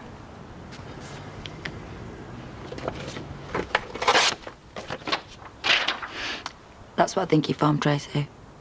What am I going to do now? Oh, I know. I'll get another form.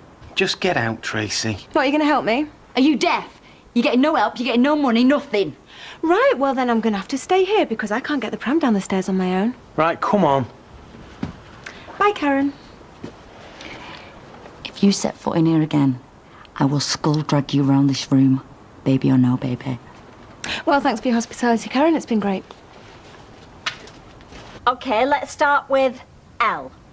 La la la la la la la la la la la la la. Come on, Rosie, make you feel better. After 3, or 1, 2, 3. I mean, if you did have something to say to her, why don't you just say it on the doorstep?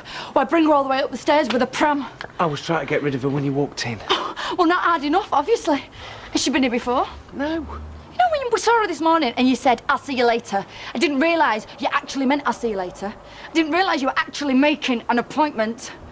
I wasn't. You were talking to her yesterday and I said to stay away from her. Is there something going on?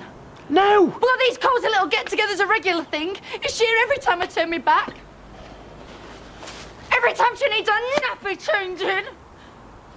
She just wanted to get her maintenance sorted. Oh, she's got no chance. Well, not according to her.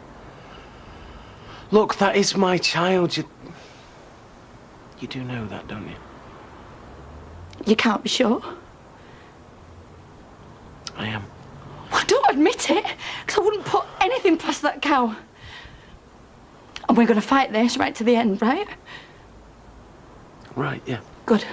Because she can phone the CSA, the CIA, she can phone whoever she wants. Because after what she's done to me and you, after what she's done to Ailey and Roy, she's not getting rewarded for it. We're in debt up to our eyeballs.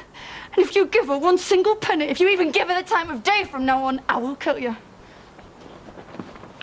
Where are you going? Out. What? I thought we were going to have a night in. In your dreams. Okay, let's start with L. La la la la la la la la la la la la la. Come on, Rosie, make you feel better. After 3, or 1, 2, 3. Don't worry, I'm not stopping. You can stay as long as you like. I thought you two wanted some space. Well, we had words instead. Oh, yeah? And what about this time? Tracy came round with the baby. Really? Yeah, really. How was she? A nuisance. No, I'm talking about Amy. So was I. I only held her for a minute when Tracy went to go and sort herself out. You actually held her? And that's exactly when flipping Karen walked in. You're entitled to hold your own baby. I hope you told her that. You going straight home? Yeah. I might see if any of the girls are in the pub. You know, make him stew a little bit longer. Thanks for letting me get it off my chest. No, you're right. Gives me something else to think about instead of my own problems. Do you know, I'm going stir crazy in here on my own all day. Do you want to come to the pub with us? No. Might do next week, though. Have to take it easy. And so have you. You and Steve are something special. Don't let that Tracy Barlow go and ruin it. Oh, she can whistle for her money.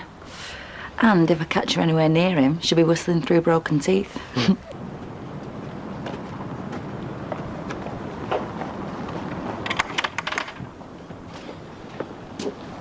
Sophie, come on. Do you want us to have seats right at the back? We'll still see her. Shut up. She'll be in the spotlight. Shut up. Yeah, you know, I've got 2 spare tickets for that in my kitchen. Mum and Dad aren't using them. Do you fancy it? Nah. I don't want to be in this side. I'm going in. Rosie's first night tonight. What do you want? Can I come in? Well, I wasn't made very welcome in your house, was I? Yes, you might as well. It'll be a right laugh. Brad and Wazza are there. Then we can give Rosie loads of stick for it tomorrow. And what a great excuse to stay out late. 2 minutes. Okay, then. Hey, you going to the pub? Yeah, why? It's just our mums are in there. Can you ask them if we go see Rosie Webster in Greece? Right, let's go. Our audience awaits. Well, Karen doesn't want to give you a penny. Wants to fight you all the way. Can't say I blame her. Oh, right, well, that's off to court then, is it? Paternity test, solicitors' fees. Well, that won't be good for either of us, will it? No. So I've been thinking about what you said. 50 quid a week. You don't come near us. You don't tell Karen. It's not that I trust you, Tracy. I don't. So you do come near us. You do tell Karen. That's it. You can kiss your money goodbye. That's it. That's the deal. Take it or leave it. I'll take it.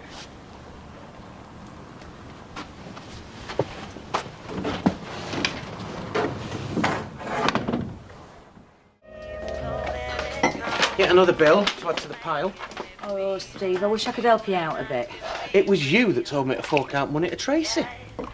Yeah, well, that's different. That's facing up to your responsibilities, not shelling out for flash wedding dues. Well, it's still money I don't have. Money that's going to go down the drain. Yeah, well, if she takes you to court, you'll still have to find it. They'll take it out of your wages. Yeah, I know.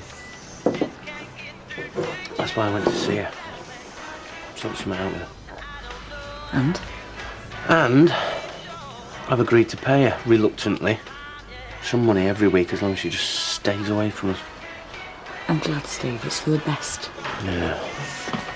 Well, just shh, because I don't want Karen finding out about it. Hi, Karen. Shall I put some toast on for you? What are you two whispering about? We weren't whispering, darling. We were talking quietly. I know that's an alien concept to you. So, what is it you don't want me to know about? It was rubbish from start to finish. Oh, I can't believe how bad it was. You're being hypercritical, which is good, but you're wrong. Mum, the show was rubbish. Gareth practically said as much. The director. Didn't you hear the applause at the end? People were going mad. They were stamping their feet and shouting. Only you and Susan Holdworth's mum. Nobody clapped at the end of my solo. Hey, listen, putting on a show's a team effort. Not all about you. Yeah, well, I don't agree with that. I'm just saying. Now there, you see, if I did have one tiny criticism, I didn't think people were trying as hard as you were. I mean, some of them were just treating it like it were a bit of fun.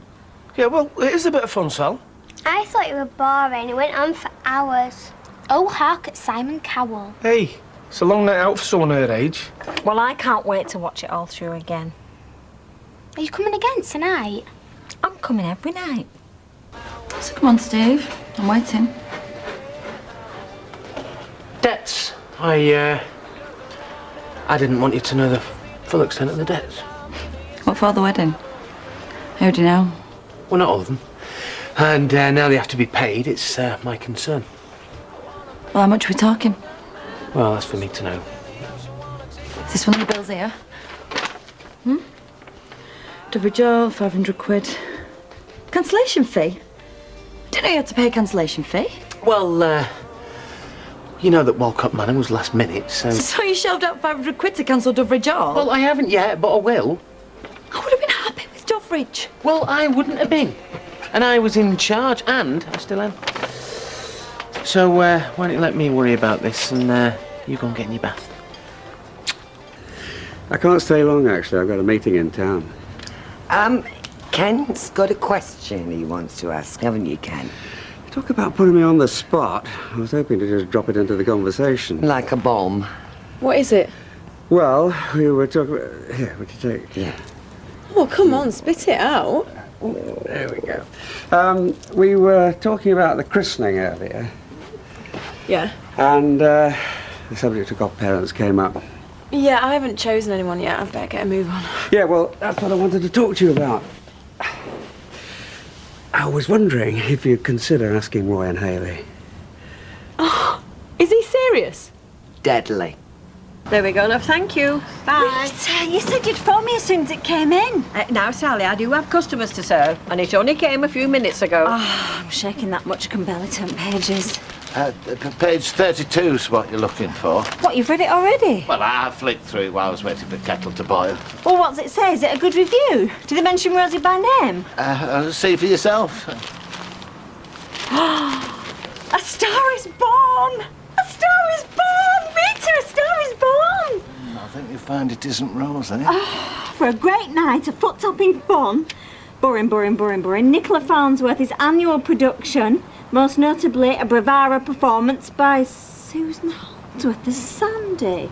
Oh, she was good. Was she? Not as good as Rosie, and Rosie doesn't even get a mention. Oh, I think you'll find she does. Aided and abetted with great aplomb by Ashley Watkins as Danny and Dozy Webster as Rizzo. Dozy! He can't even get a name right. Well, it's a printing error. It's not Ken's fault. Well, try telling that to her friends at school. She'll be laughing stock. Oh, nay, Sally. Come on, kids bounce back. And anyway, she was good. Yeah, and Ken had the chance to tell the whole world just how good. But instead he's made a fool of her. It is 3 godparents you're allowed, isn't it? Yes, it is. Why? Well, because I'd like to ask you to be the other one. Well, I'd love to, but I don't know how much longer I'm going to be around, I told you. Yeah, well, it'll give you 2 good reasons to come back, won't it? Tracy, it would be an honour. Thank you. Can we change the subject quickly? Why? Karen's just walked in. I don't think she'd be too happy if she knew. Well, I'm discussing the arrangements for my daughter's christening, aren't I? What's wrong with that? Karen, can I get you a drink? Nice to see you know where your loyalties lie. Can't I have a drink with Deirdre now? What, the worst mother in the world? I beg your pardon? I mean, she must be. Look how her daughter turned out. You cheeky little... No, leave it, ma'am. I mean, she must be feeling very vulnerable at the moment.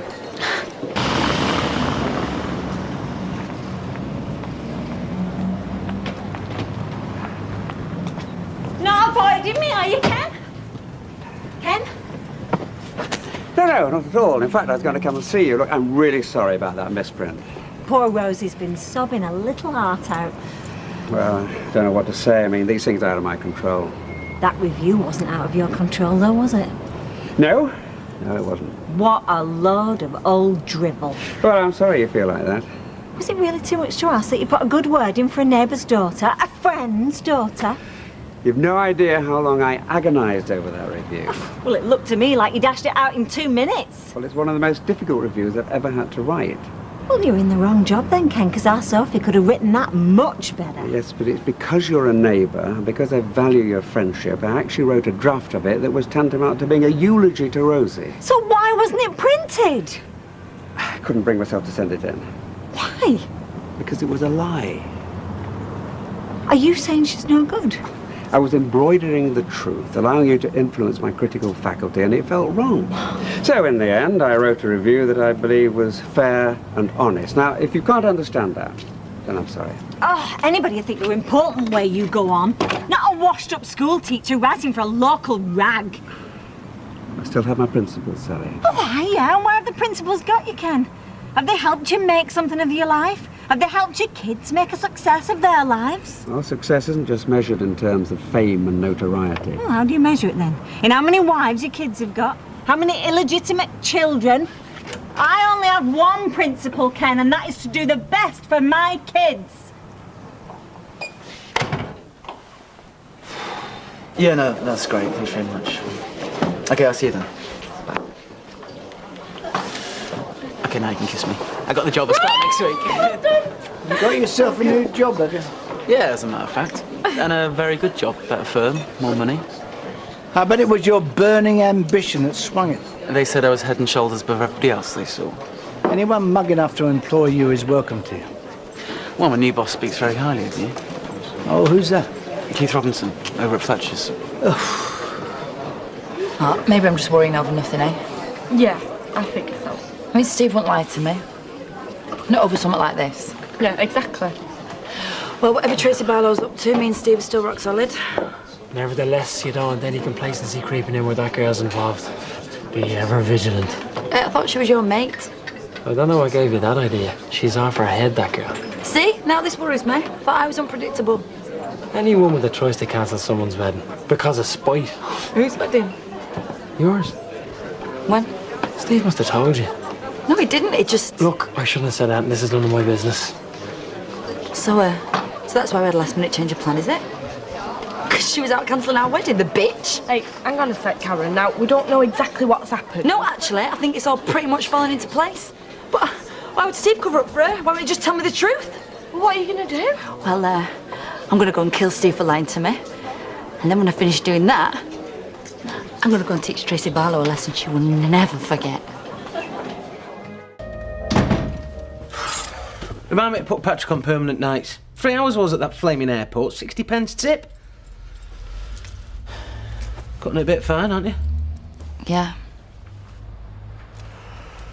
Not going to throw another sickie, are you?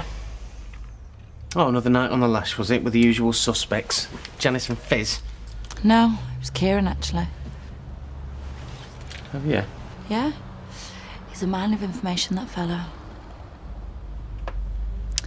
Take Tracy Barlow, for instance.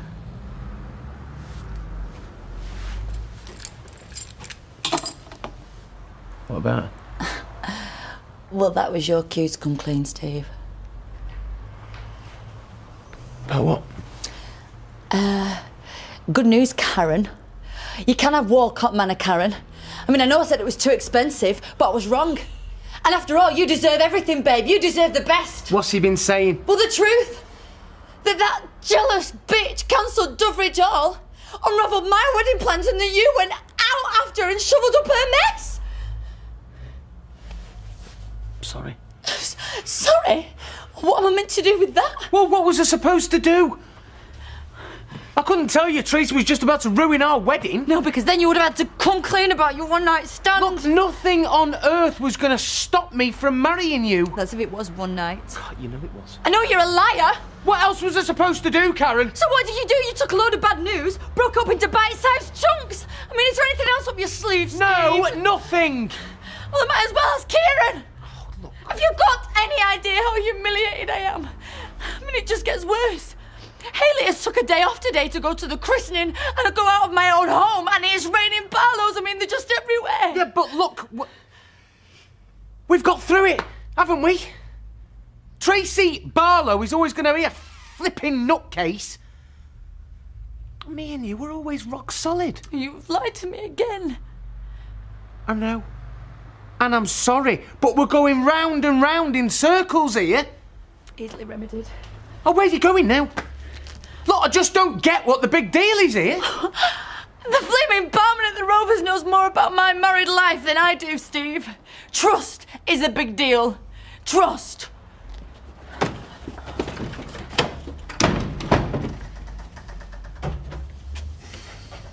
Plan? Oh, that's all we need. All right, keep your wig on, Lisa. There's a correction going into tonight's paper. Ah, cheers, Ken. Correction? What's that? Newspaper talk for apology? If you like.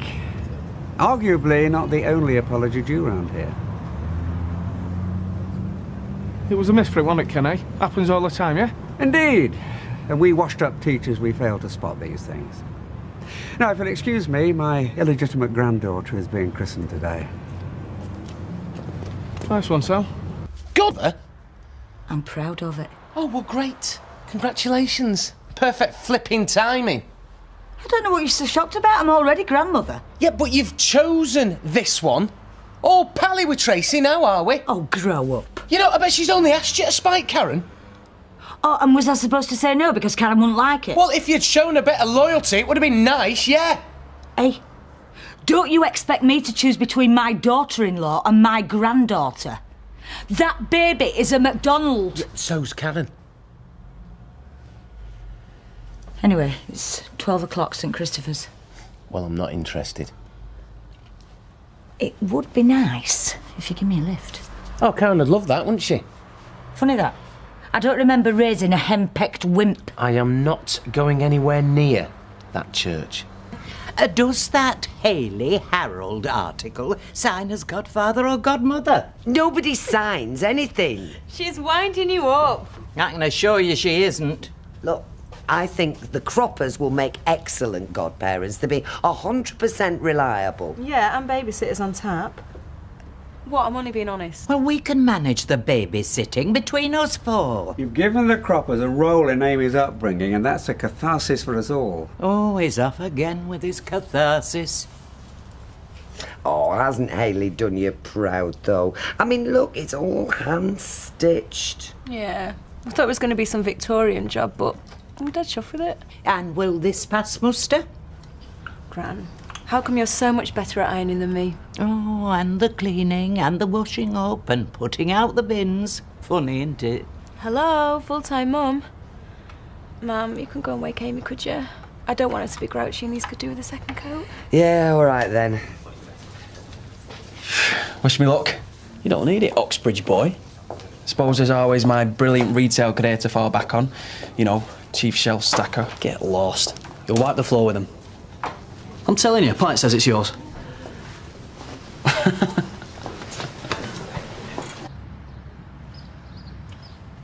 Right.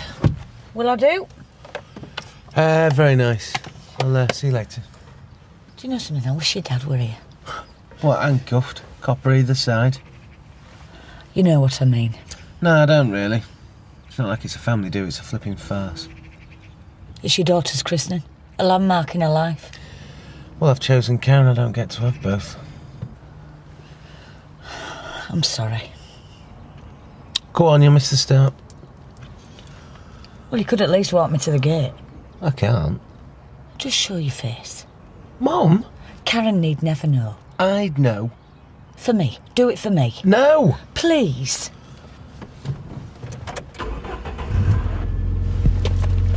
Ring Eileen if you want a lift.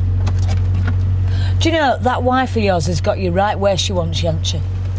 Aye, that's just the way I like it.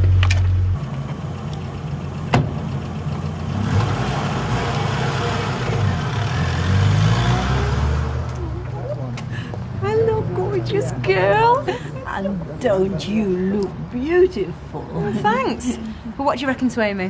Hayley made the christening gown. We know. It's wonderful. It's so intricate. Right, how about a group photo? I think he means family. He means everybody. It's all right, Ken. I'll take it. Oh, excellent. Well, perhaps I should be in the middle as head of the clan. Oh, what a good idea, Mother. Hiya.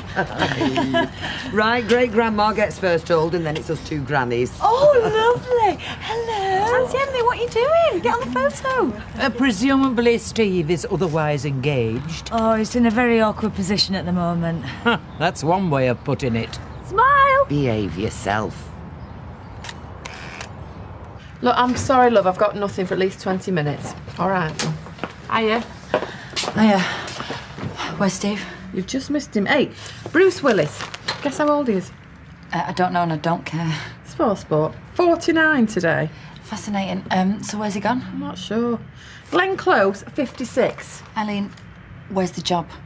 Oh, it's a freebie, I presume. Be a bit of a rum do if he started charging his own mother. Liz? Yeah, dressed up like a dog's dinner. What is it our Jason says? Whitney dressed as Britney. Oh, I can imagine. And 3 flaming guesses where they've gone and all. Have I said the wrong thing? I need a cab. Do you reject the devil and all rebellion against God? I reject them. Do you renounce the deceit and corruption of evil? I renounce them. Do you repent of the sins that separate us from God and neighbour? I repent of them. Do you turn to Christ as Saviour? I turn to Christ. Do you submit to Christ as Lord? I submit to Christ. Well, I don't think I've been there, actually. Maybe? Next door? The next door? No. Is that before us? You still waiting? Looks like it. What can I get you? Oh, have a pint, please, Fred. Kelly! All right. You got one pair of hands, you know. Blimey. You can see you're having a bit too much fun. Oh, really? Think a lot of yourself, you, don't you? Think a lot of you and all. Yeah, you. What happens to the classroom assistant then, eh? Gonna bin her off? Nah, back burner. Ken Barlow strikes again. Have you seen what he's put this time? So much for a flippin' apology. Rosie Webster? You sit, please, while Amy's godfather reads us a poem. Born Yesterday by Philip Larkin. Didn't recognise him without his nylon bag.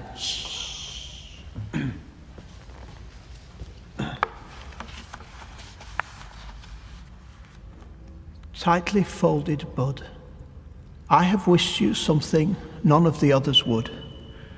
Not the usual stuff about being beautiful, or running off a spring of innocence and love. They will all wish you that, and should it prove possible, well, you're a lucky girl. But if it shouldn't, then may you be ordinary. Have, like other women, an average of talents.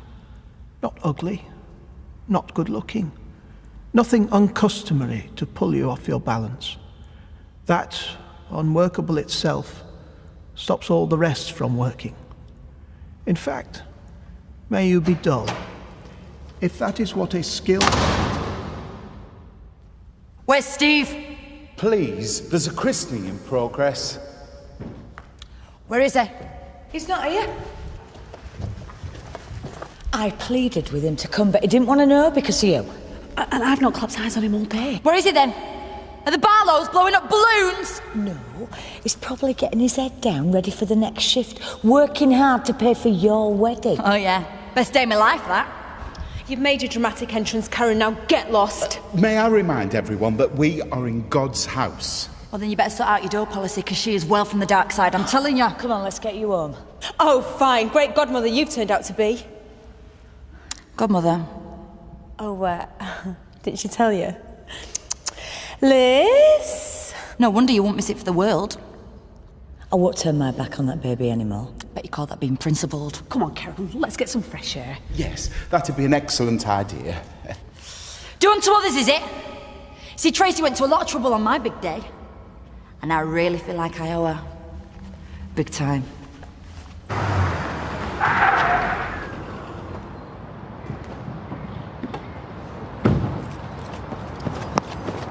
Don't you dare turn your back on me! Don't just get lost, eh? I must ask you all, please, to sit down. This has had disaster written all over it. Karen, stop it! You're ruining Amy's christening. What are you doing? Oh, look, everybody. Daddy's here. Well, yippee! Take her home, Steve.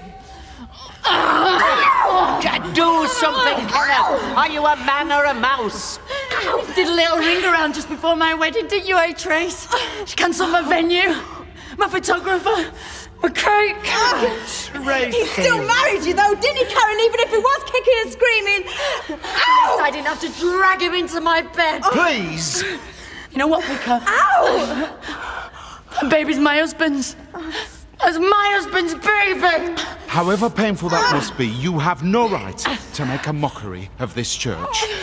I'll be in the vestry, Emily. I'm very sorry, Miles. Come on, she's not worth it. Do you know, every day I have to put up with this smug cow loading it with a pram, laughing at me. Nobody's laughing. Look at somebody! Please get her off me! Steve doesn't want to know. Okay. Okay, Let her go! You could win the lottery and have a personality transplant and he still wouldn't want to know. Okay? Okay! Right, that's enough! She is a psycho. Let's just go, shall we? Cancel my wedding! Try any more stunts like that and I will be booking your funeral. Do you get it? Now that is enough.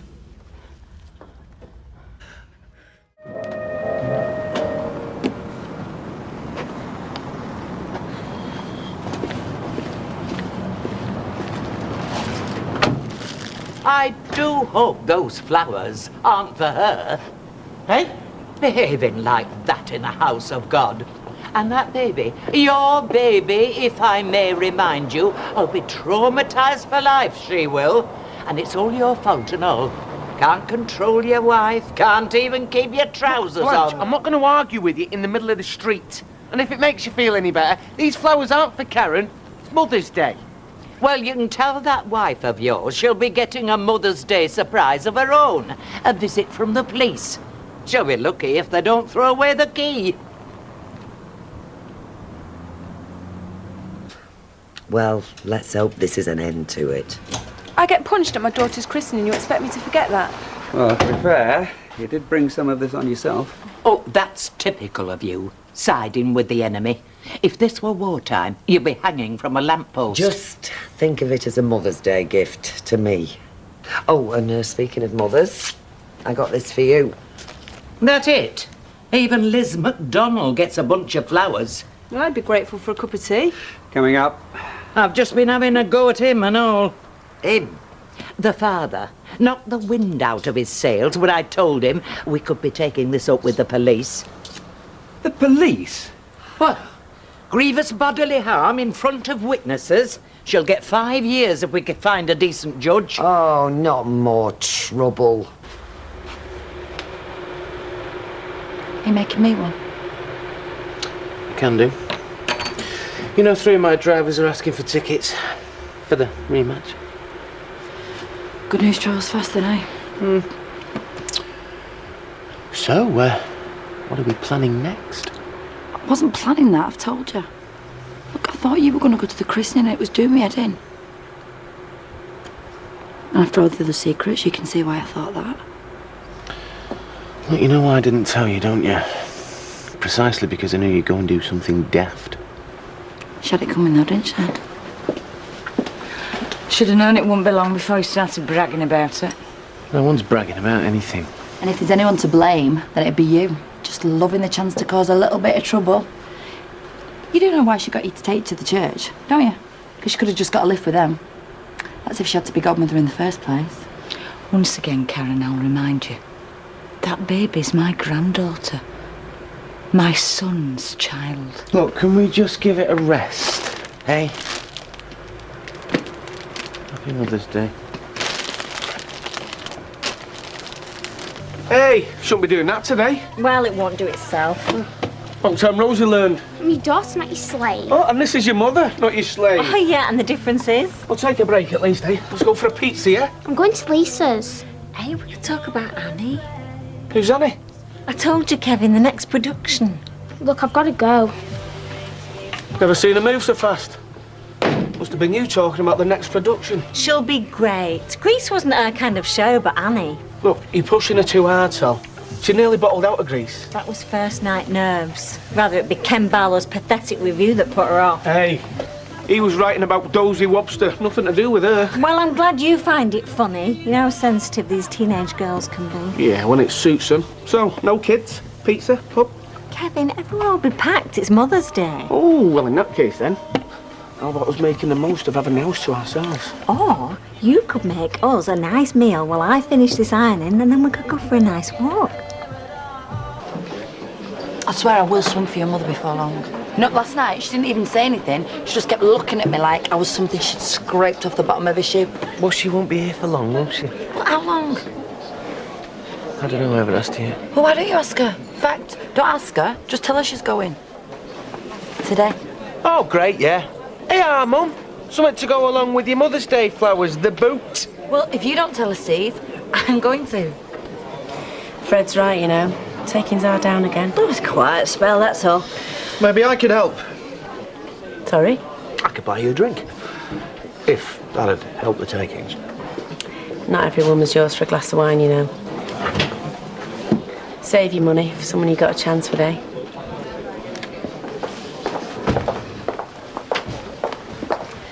Yes, ladies, what can I get you? If you want somebody to hold your coat, give me a shout. 2 gin and tonics, a red wine, and a bucket of water, just in case the comedian makes any more smart remarks. You're not going to start anything, are you? Have you got any idea how much I want to smack her? And have you got any idea how much I want to hold her while you do it? Let's not, eh? If she makes one crack. And if you're thinking of having another go, you'll have to get past me first. We're here for a pint, not a fight. Any road, we've accepted your apology. It's nice to know that at least one of your family has a sense of shame. What apology? You've been saying sorry? No, Elizabeth did. Oh, that is it. She's pushed it once too often. Karen! My gran reckons I should report your Rottweiler to the police. They might make you have a put down. Oh, I'll give you one on the other side to match. No, you won't. Come on. She's just trying to wind you up. I didn't need winding up, Steve. Not after hearing about your mother saying sorry. Oh, I should have just done that to smooth things over, that's all. Oh, that's not all. I mean, she's just getting at me. Non-stop. I mean, you might as well have just bought her a wooden spoon today, never mind flowers. Don't believe this. What are you doing? I've been taking my granddaughter for a walk.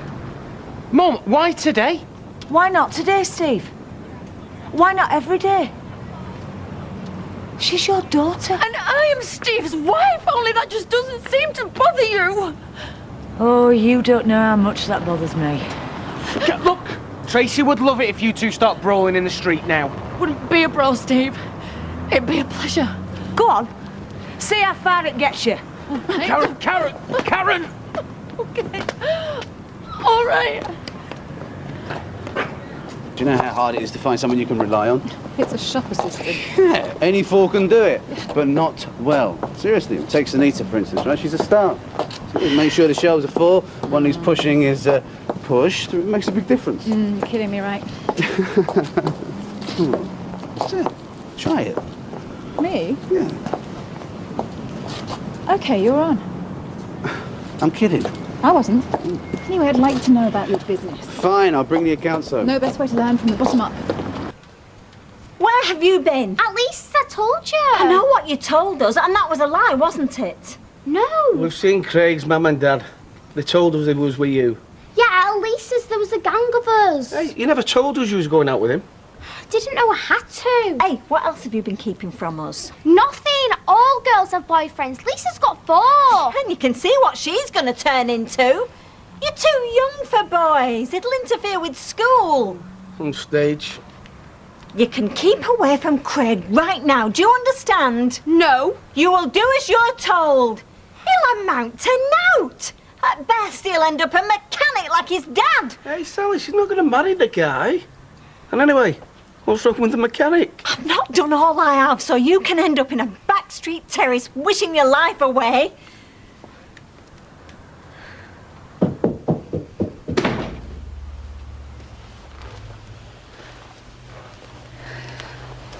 You know that business before? I'm sorry, I didn't mean to cause a row. I'm sure, but... Parading that flaming baby down the street, she knew exactly what she was doing. Don't take your coat off. Because you're not stopping. You want me out? Look... When were you planning on going anyway, I mean? Hadn't thought. Well, we've thought for you. So off you go. Look, Mum, this is a really difficult time for me and Karen. If you give in to her now, she'll make your life even more of a misery. But I'm not giving in. I just want to give our marriage a chance, because that's what I want. And there's not a lot I can do about Tracy. But what I can do is I can take the pressure off in here. Just home on the street. I bet that's not a first either. Look, I'll give you a lift to wherever you want to go. Brighton, if you want. I don't think Brighton would be far enough for her. Well, don't let me stop you from going any further. No, Steve. I don't want anything else from you.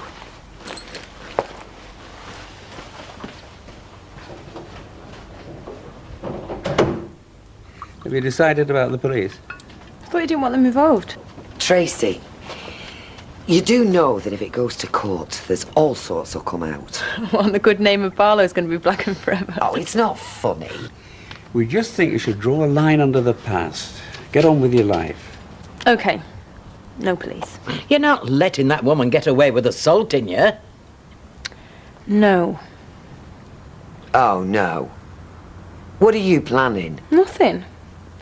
Me and Steve, we've got an understanding. And at the moment, I'm happy to keep it that way. But when the time's right, Karen's going to get what's coming to her. And it's going to hurt a hell of a lot more than a black eye.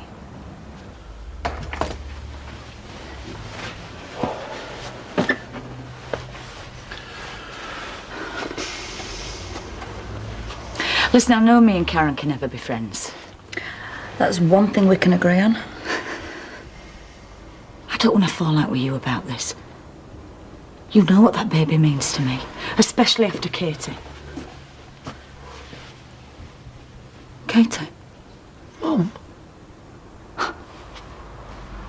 This one got in with the right bad lot. And then he disappeared. We thought he'd been murdered. Why are you dragging this up now? I was so worried. I started off in labour. My baby girl didn't even have a chance to survive. You are disgusting. You are. You have tried everything you can to split me and Steve up.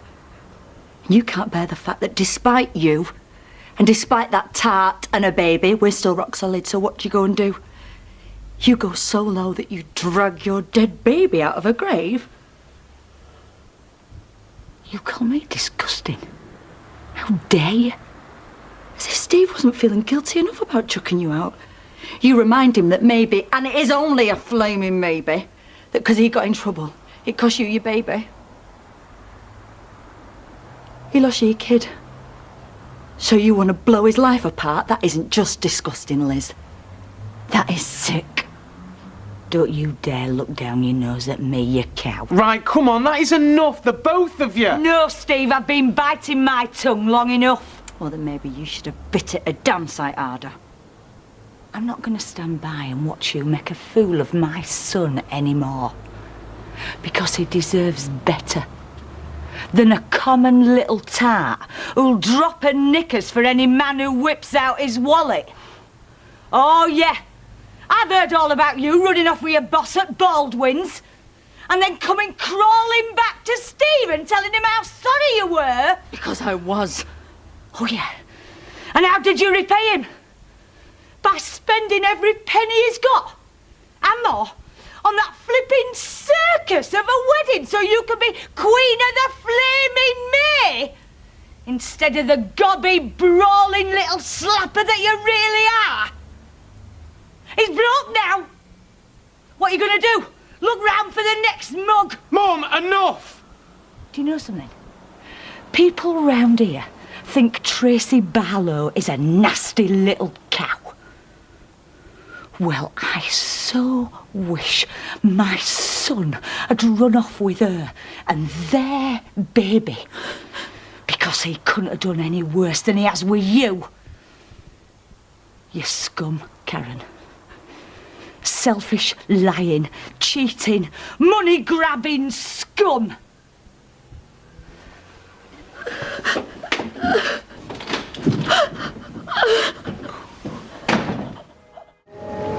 Liz! Hiya, Deirdre! Hiya. You going somewhere? Well, I thought I'd go see Amy before I catch the train. You going back to Brighton? Yeah.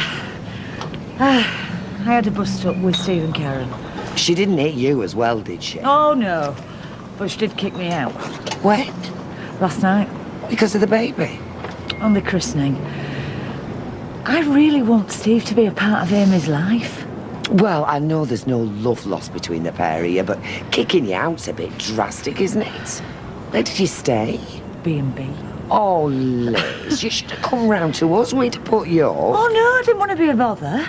Well, I'm really sorry. You've got enough on your plate without falling out with your Steve. Well, I'm sure we'll make it up eventually. Well, if there's anything I can do. Yeah, there is. I mean, I don't want to seem pushy, but I couldn't come round to your place, could I? Just tidy myself up a bit. The B&B was so grotty, I didn't want to use the shower. No problem. Come with me. She's been good as gold. Oh, yes, and very perceptive. I believe she's reached a stage in her development where she's begun to distinguish between different species. What? Oh, we took her to the park to feed the ducks. And judging by her reaction, she could see a real difference between the birds that could fly, like sparrows, for example, and the ones on the water. Like ducks? Precisely, yes. So what you're saying is that she could be an ornithologist when she grows up? Well, I think it would be a little presumptuous to forecast that with any degree of certainty at the moment. Right. Yes. I think Tracy's winding you up. Ah. No, I mean, I think it's fascinating. There was me thinking she was just a helpless little girl and, well, you're telling me she could be a genius. She is very bright. And we have enjoyed having her. So if there's ever another chance, I mean, if you want to go shopping again. Any time at all. Well, what about next week? Really? Why not? Oh, Ashley, it's lovely. You like it? And there's a swimming pool. We can go for a dip before then if you want. I didn't bring my cossie with me. You can buy costumes downstairs, madam. All right. Thank you. You're booking in, sir? Yeah, I phoned earlier. Name? Peacock. Casey. I've only got one room booked, so I only need one name. Well, it's Peacock then. Here we are. Could you sign there, Mr. Peacock? And there as well, please. It's room 305. Would you like some help with your luggage? No, we're fine, thank you. Miss Casey? No, I'm okay, thanks. Thought we'd blown it then. Well, we might have looked a bit guilty. We're doing nothing wrong. Well, we might do once we get in that room.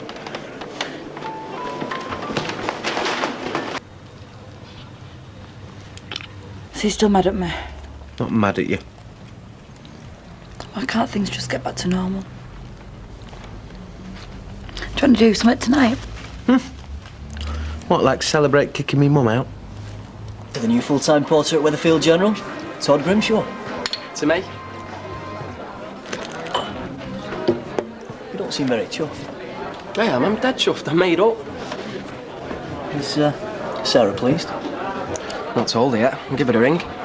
No. What are you talking? So what are you going to do with all the lovely money? Dunno, yacht maybe, nice Ferrari, house with a swimming pool. It's a good job you didn't go to Oxford. You'd have been overqualified. You'd never have got this executive NHS job. I will have other jobs. I know. Better jobs, I can do better than this. I didn't mean that. I was having a laugh. Yeah, well, this'll do for now. We need the money.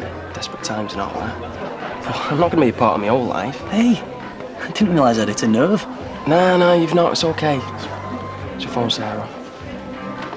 You kissed? We kissed. Don't look. So you started it? You did.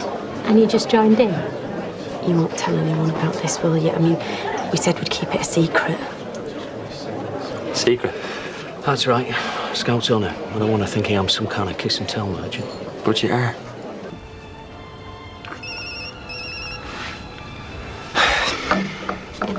Well, it's only me devil, turn it off.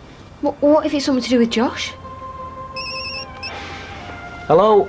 I didn't want to phone, only I'm worried about Penny. I've left 6 messages now, and she's never phoned me back. Well, I don't know what to say, Dad. Maybe she's still thinking. I should never have proposed. Why did I have to go and do that? That's me blundering in, ruining everything. You can disagree with me if you like. Well, happen you should give her more time to think. I know. Patience. It's a virtue, but it ain't one of mine. Are you having a good time? Yeah, we're fine. Good. Give my love to Claire. She's a lovely girl. Yes, I know. I'll leave it a couple of hours. And then phone Penny again just before her bedtime. Well, you have a good time, eh? See you tomorrow. Yeah, I'll see you later, Dad. He sends his love. Was it important? No. There's no need to sneak in the back. Is that for me? No. But everyone knows the baby's yours, Steve. There's no need to feel ashamed. Where is she? Asleep. But, you know, I could always wake her if Daddy wants to say hello. No, that's right. I've brought you this. Use notes. Don't mess about. So, are you going to be my regular backdoor man? Fistful of filthy fivers? No, I need your bank account number. What for? I need to set up a standing order so I can pay your maintenance. All right, well, I'll get my checkbook. Do you want a drink? No, I'm not stopping. There you go. So, does Karen know about our little arrangement yet? Nope. It's all going to go through streetcars. And Karen's never going to find out. Don't make myself clear. Oh, crystal clear. You can trust me, backdoor man. I mean it. Oh, I know you do. I can never work you out. Well, that's what makes me so exciting, doesn't it, Steve? I must be mad. Here you go, young lady. Thank you. It's getting late. What, am I boring you? No, of course you're not. Good. Well, it looks like they're still serving. One more drink and I think it's time for bed. Don't look so worried, Mike. The only thing I want to share with you tonight is the taxi. It's me again. It's late, so you've probably gone to bed. I really do think we need to talk. Phone me if you get this message.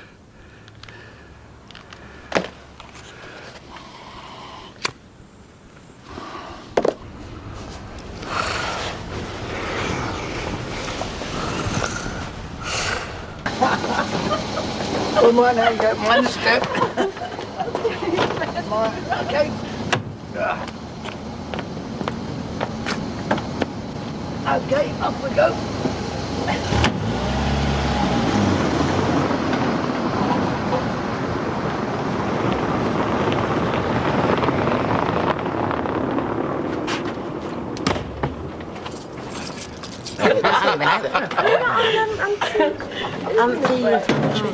What the flaming heck's going on?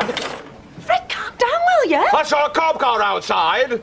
And you, with all lights on and all this noise, what are you trying to do? Make me lose my licence? Fred, it's a private party. Nothing's gone through the till. Who told you could have a private party? I'm the manageress. Hey, maybe we should go. Shame. Best entertainment I've had all week. Come on, let's go. That's right, go on, get out. You shouldn't have been here in the first place. Fred, I think this might be my fault. Do you work here? No. Then it's now to do with you. Get out. If you let me That's it, out! I'm chucking it out like she should have done an hour ago. Go on, Charlie. And you two, shift. I want a private word with my manager.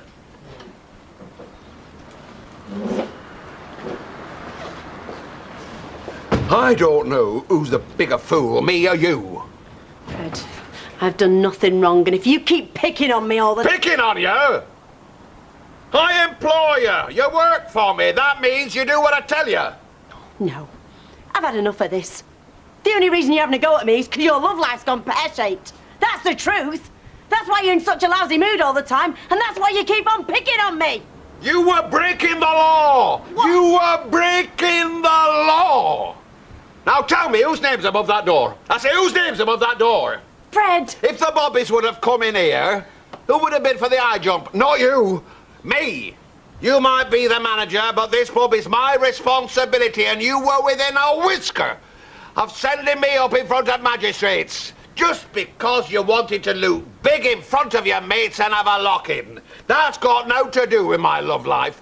That's got everything to do with you being irresponsible and unprofessional. What's going on here? Do you want to tell her? You know, I'm sick of this. I'm sick of the whole thing. I tell you what, if you don't think I can do the job, then go on. Do what you like. Get someone else to do it. Some other mug. I don't give a toss. I'm off to bed.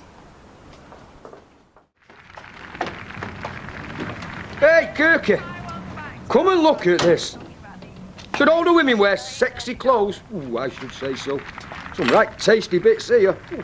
Well, I can always go and check my wardrobe for you. Angel pie! Big man. There is a God, I've missed you. Oh, you feel good. Yeah, steady on. Don't crease jacket, it's new. Is it? Oh, it looks great. You look great. Come here. Cool, I could murder a cuppa. Put kettle on, eh? Okie dokie. A word, please. As many as you like, Fred. Discreet. I'd like to know your intentions towards a certain lady, to wit, Penny. Oh, haven't got any.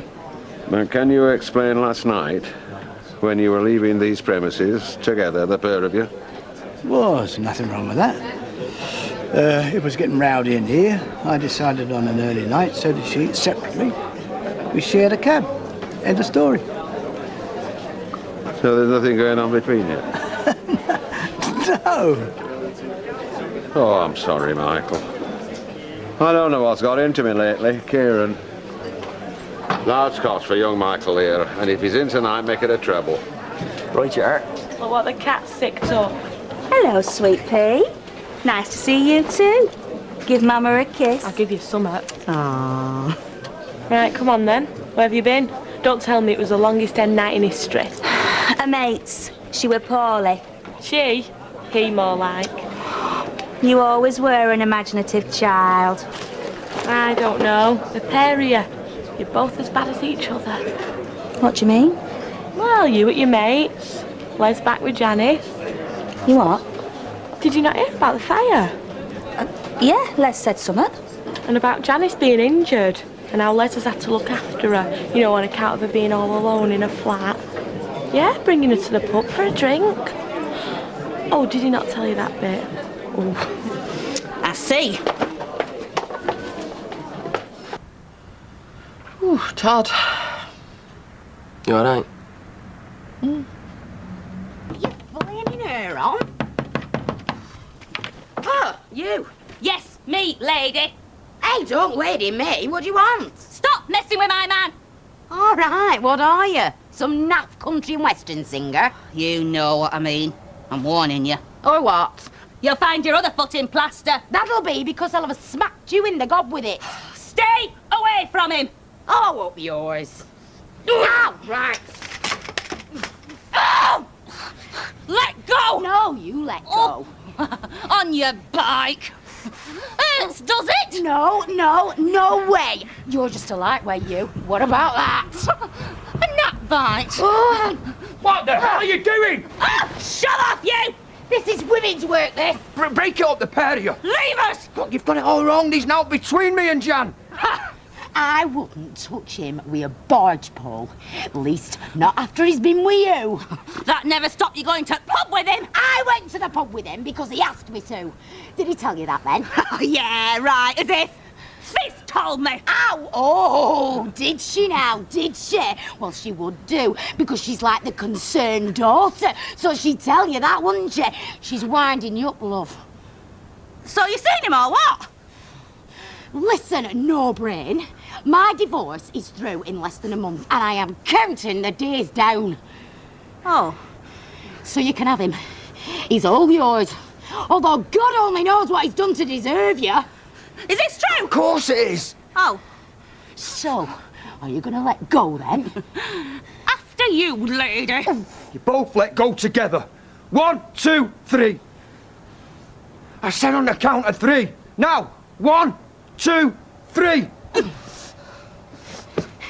Right. Now you, lady, sling your hook. Go on.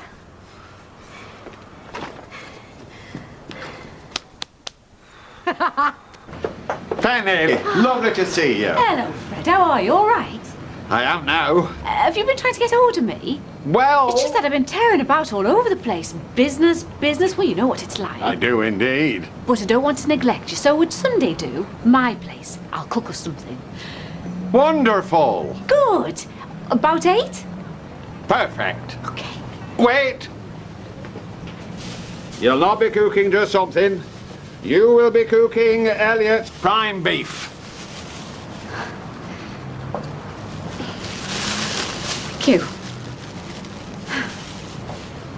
Told you he was now in it. And I didn't believe you. Why not? Look, it's not you, it's her.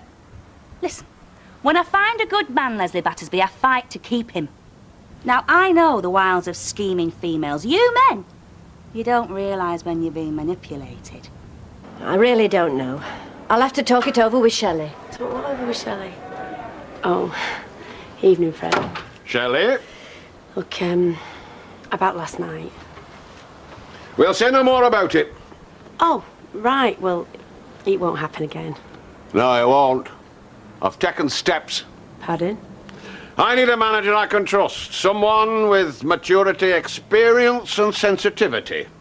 Well, I think I can provide what you're looking for. And I don't. You're sacking me?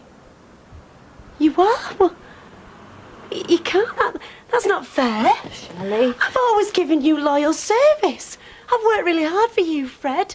I don't deserve to get sacked. I worked really hard here. I love this job. Not what you said last night, were it? Find some other mug to run this place with what you said. Yeah, but that was different. But please. I'm sorry. From when then? As of now. You don't even have the decency to give me some notice. After all the work I've done for you, is that it? Just over like that?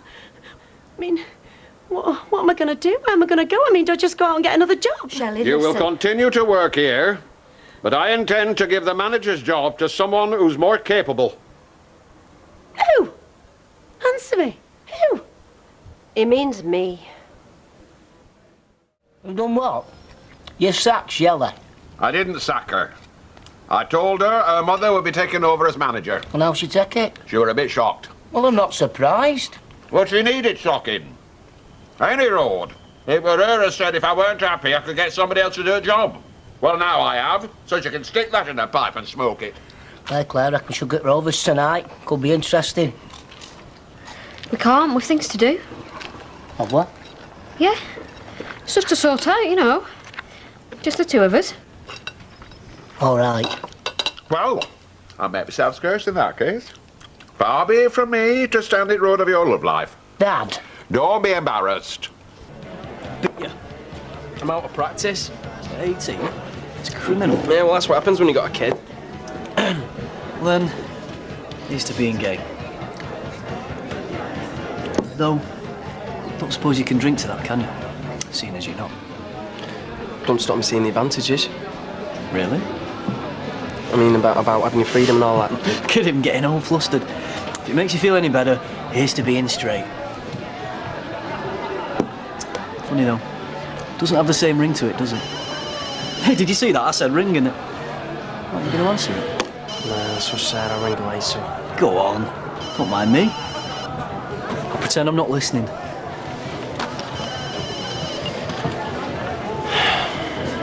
Hiya. You know, this day's gone ever so quick. So the chocolates.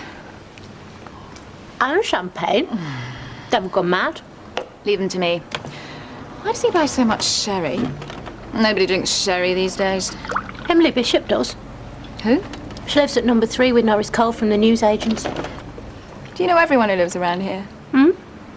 I suppose you think that's quite sad, don't you? No, I'm envious, really. I lived in my last place for 2 years and I didn't even know the next door neighbour.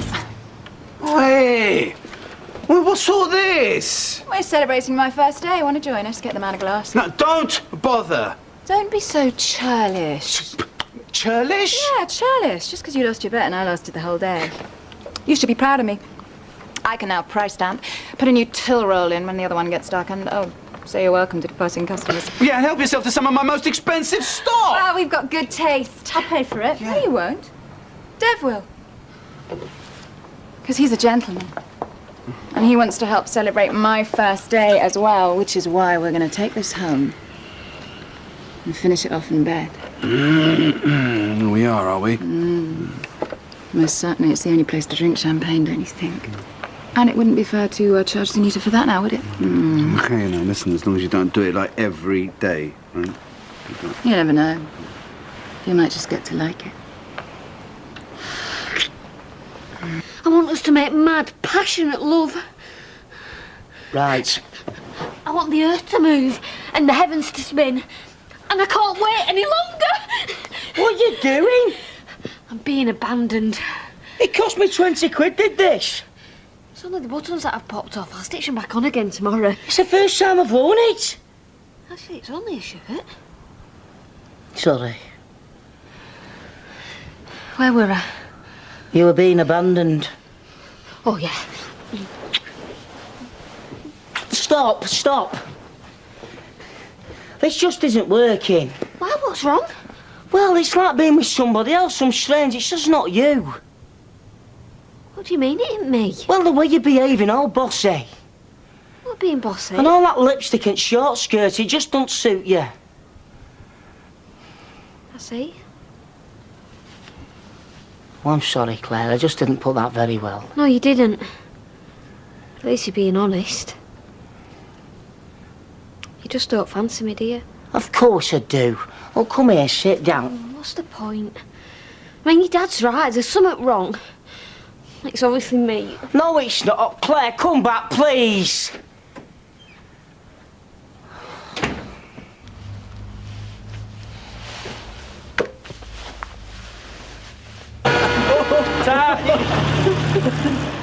You didn't need to see me home. I think I did. Right,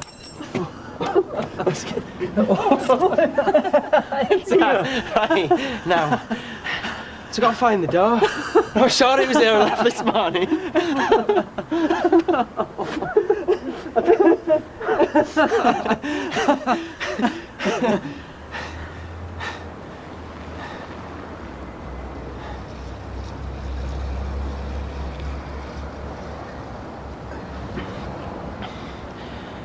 Night then. Night, Todd.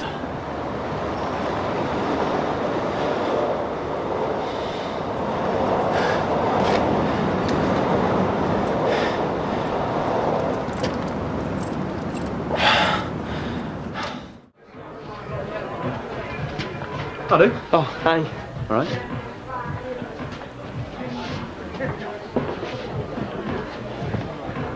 Look, about what happened. Can't even remember. I think you can. Mine's a blank. I've just had the most awful shift ever, and I mean ever. What, people dying? Worse. Visitors. Visitors. Sunday afternoon visitors. Hundreds of them. Nurse, can somebody do me mother's hair? Nurse, do you think you could get us a cup of tea? Oh, and some biscuits and proper cups, mind, not plastic. I can't stand visitors. Is it all this talk about marriage that frightens you? Frightens me? You know, makes you feel like you've got to keep your distance. Because that's Fred talking, not me. I'm not saying I want to get married again. Not now, you're not. See? It does frighten you. Anyway, no, I don't want to get married again. And I promise I never will. That'll mean you'll stop running away from me. Isn't that my time up? Wait. Just wait. Hi, Fred. Meeting's over. I'm on my way. Fred, I'm afraid I'm not feeling very well. I've got a terrible migraine. Had it all afternoon. Hey, dear. Have you taken anything? I think the best thing is for me to have a lie down and hope that it's gone by the morning. Is there aught I can do for you? Well, if it's all right with you, can we leave things for tonight? And then we'll talk again when I'm feeling better. No, I don't mind. No, your health must come first. Thanks. I knew you'd understand. Now, just you take it easy. Get your head down. Have a early night. Oh, I will. Bye. I never knew you suffered from migraine. Well, I'd like to think there's lots of things you don't know about me, but there isn't, is there? I never knew you were such a good liar either. Yes, you did. I used to lie to Preston every time I wanted to see you. Anyway, Fred's not coming now, so we've got the whole evening. So, to start with, we can have another drink, can't we? So what did he say? Basically, what Robbie wants is that I don't have a life away from him. I've got to be there from when he opens his eyes AM to when he closes them PM, which, sorry, but no way. Same for me. You also have a possessive boyfriend? Possessive girlfriend. Know about them. She has to let me out because I have to earn money. Well, if you want for that, she want me there in that flat every minute of every day. Perhaps we should introduce her to Robbie. Yeah. We could obsess about each other, which would leave us free to do what we like without being nagged at until where we have to be or what we have to do. Remind me, you are planning on marrying this girl? Yeah. Another? Why not? Hello. Hi, Shelley. Great to see you. What do you like? Glass of red wine, please. Glass of red wine, please, Trudy, love. I don't think I've come to see you because I haven't. I just wanted to get out of the Rovers. Bad as that? You know, I love my mother, but right now I can't stand the sight of her. Does that make sense? Perfect sense to anyone who's ever had a mother. Mostly it's your fault for telling me what you did. Oh, I'm sorry. The minute I saw your face, I was sorry I'd ever opened my mouth. I'm not so sure about that. What's that supposed to mean? Pay for me drink and I'll tell you. No, she'll go berserk. I've got to go. Oh, blame me. I needed advice about Robbie. Yeah, she'd love that. You've had enough of me, mother, so now you fancy me. It's not like So you make your move, chap in the Rovers, few drinks in it, it's all going to plan. Except there's one problem. There's no plan. You see, I know you've been out with your mother, and I'm not going to want to hurt her, am I? So, what do you do to convince me that it doesn't matter? You tell me about her and Kieran. Because I thought you already knew. So then I'll see her for what she really is. Some sad old bird will go with anyone. No. And then I won't care whether you've been with her or not. In fact, I feel sorry for you, because I know what she's like, throwing herself at you. I thought you already knew. No, you didn't.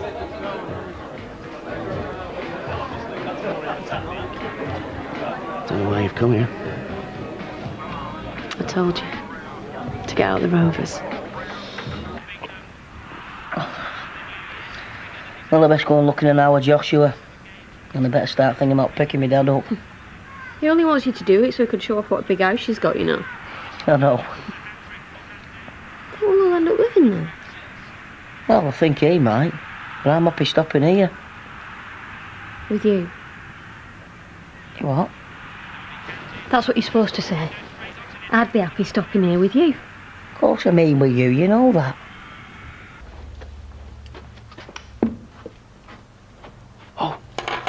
Hiya. Where have you been? I just someone had to go and see about tomorrow with the new job and everything. You've been drinking. Don't say you haven't, because I can smell it on you. Yeah? Well? Again? What's the matter, Todd? Don't you want to come home? Of course I want to come home. Then why are you out drinking every night? I was coming home and I met Jason. I hadn't seen for a while, not to talk to. And he wanted to go for a drink, so... Oh, a drink. A drink, just the one? Yeah, well, it's hard to walk out on your own brother. Leave him sat there on his own. Oh, yeah, but it's easy to leave me here on my own, isn't it?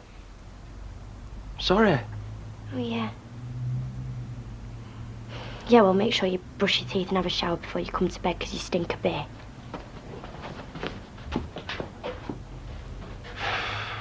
Thanks for a lovely evening. I think I should be thanking you. You know, I think you should.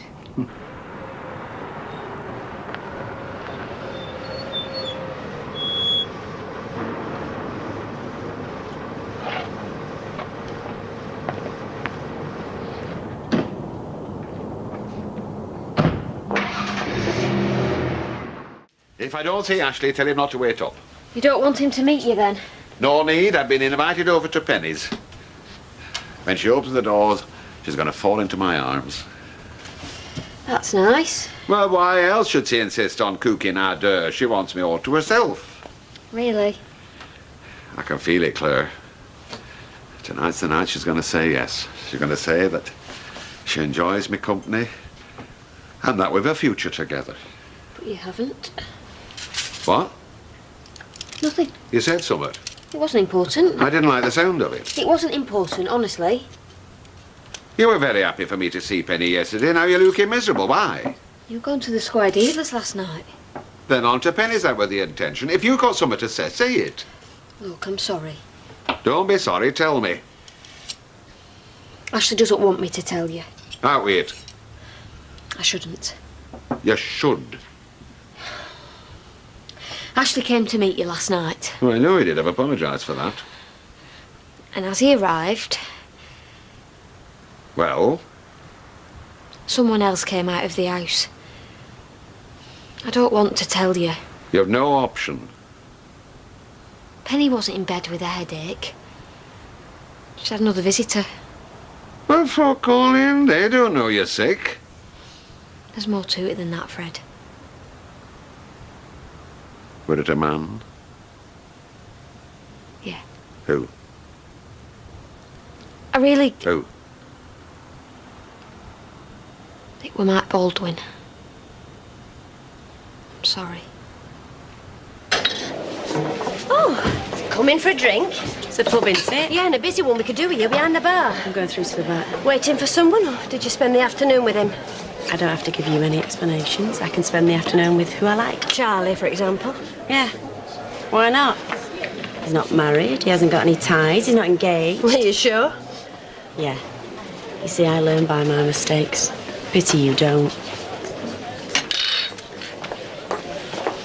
Bev, I'm ever so sorry, but, well, I don't feel very well. Oh, you're not going home? Well, I need my bed, you see. I keep feeling very, very faint. And I've got the cat to see to. I mean, you see, he gets very lonely. Oh, you can't leave. I need you behind the bar. Yes, I know, but if I stop here, I'll keel over. Oh, look, here's Fred. He'll help you out. Oh, Betty. Look, I hope to see you tomorrow, love. Have you seen Michael? No, try the factory. It's locked. Well, in that case, can you give me a hand? I'm on my own. I've got to find him. There's something I need to know. Well, can't it wait? He'll be in later. Betty's let me down. Shelley's still playing silly beggars. Don't bother me! What? You heard. I want to talk to Michael, not Betty, not Shelley. Oh, you are in a bad temper. You can wait for a drink in here all night. Yeah, well, I couldn't. I'm going the flying horse. Smile later. I'm doing the best I can. Oh, forget it. I've got a couple of cans in the fridge. Fred, customers are leaving. Will you please give me a hand? No! I can't concentrate on out until I've seen Michael. Well, talk to him. You wanted to see him. He came in here looking for you. Did you? Yeah, Why? I think you know. What's on your mind? Here's Kieran. Oh, thank goodness. Where have you been? Nowhere. I'm not late. 2 pints over there and a red wine for the lady. Something you want to say to me? Yeah.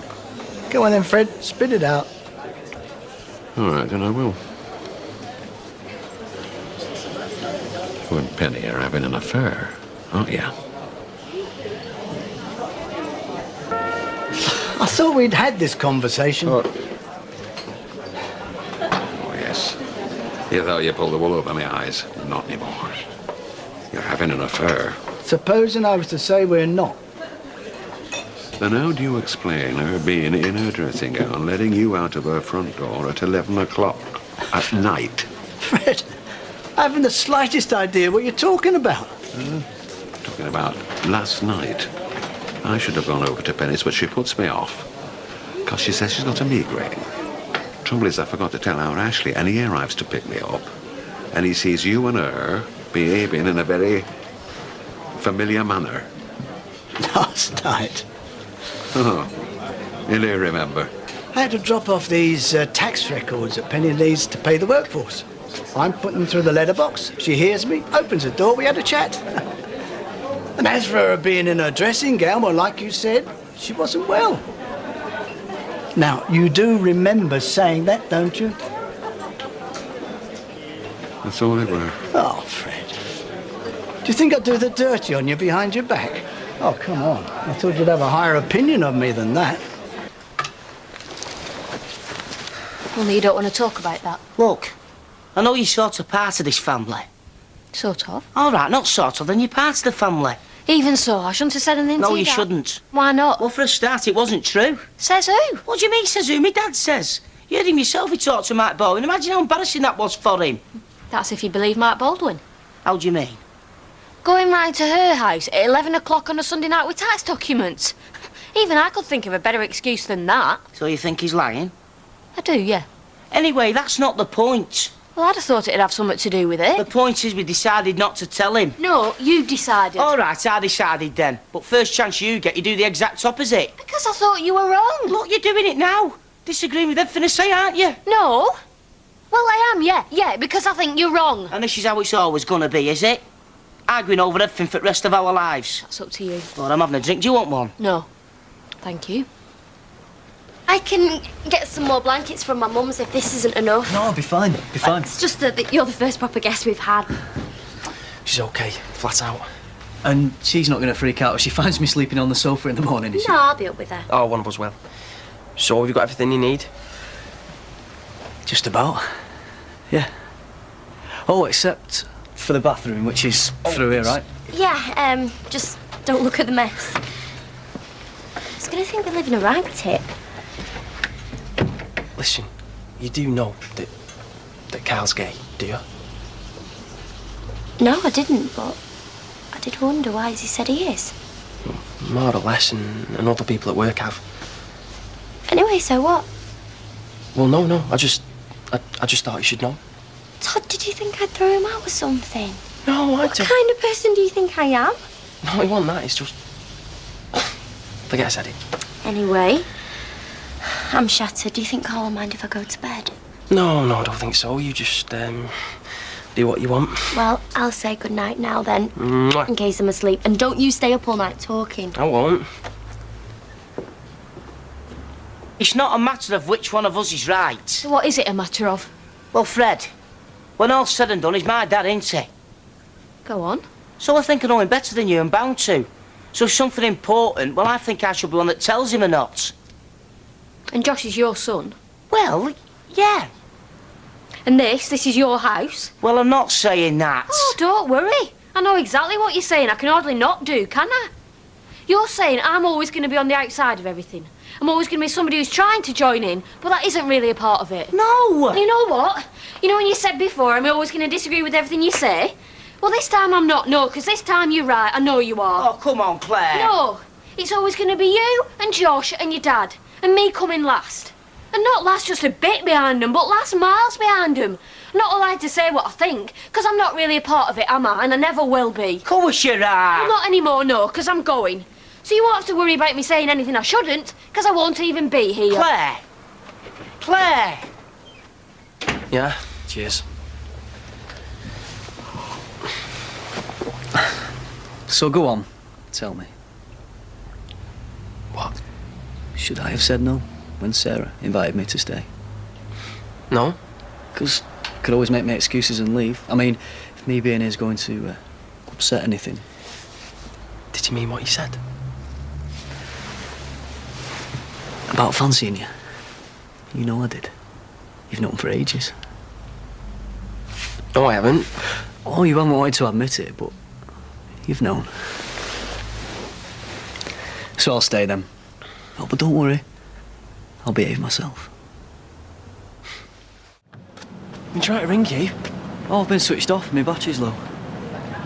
What did you tell Sarah after I left? And her? Well, she's got away about her, ask Katie. I mean, we got talking and it all came flooding out. You what? Calm down. Of course it didn't. Hiya. Are you ready to go? Ready to go where? I'm gonna grab a few things from the flat. I'm gonna go with him in case Robbie tries anything. Hey, did he tell you? This Robbie thought he had some fella on go. No, not on the go, exactly. Hold on, you can't go. You're pregnant. Well, you go then. He's not going on his own. Bethany's collecting. I don't need a minder, don't worry. Well, you're getting one. Todd's got a point. What if this Robbie gets violent? Well, let him try the flaming thug. And I tell you, he'd better do some explaining, or it'll be getting some of that from me. Maybe I should go. Yeah, we'll be fine. You get Bethany. We'll come straight back and tell us how it went. Todd will get some cans. Yeah, I could do with a nice night in after this. Because I'm not going to tell Fred what you've been up to. You are, my love.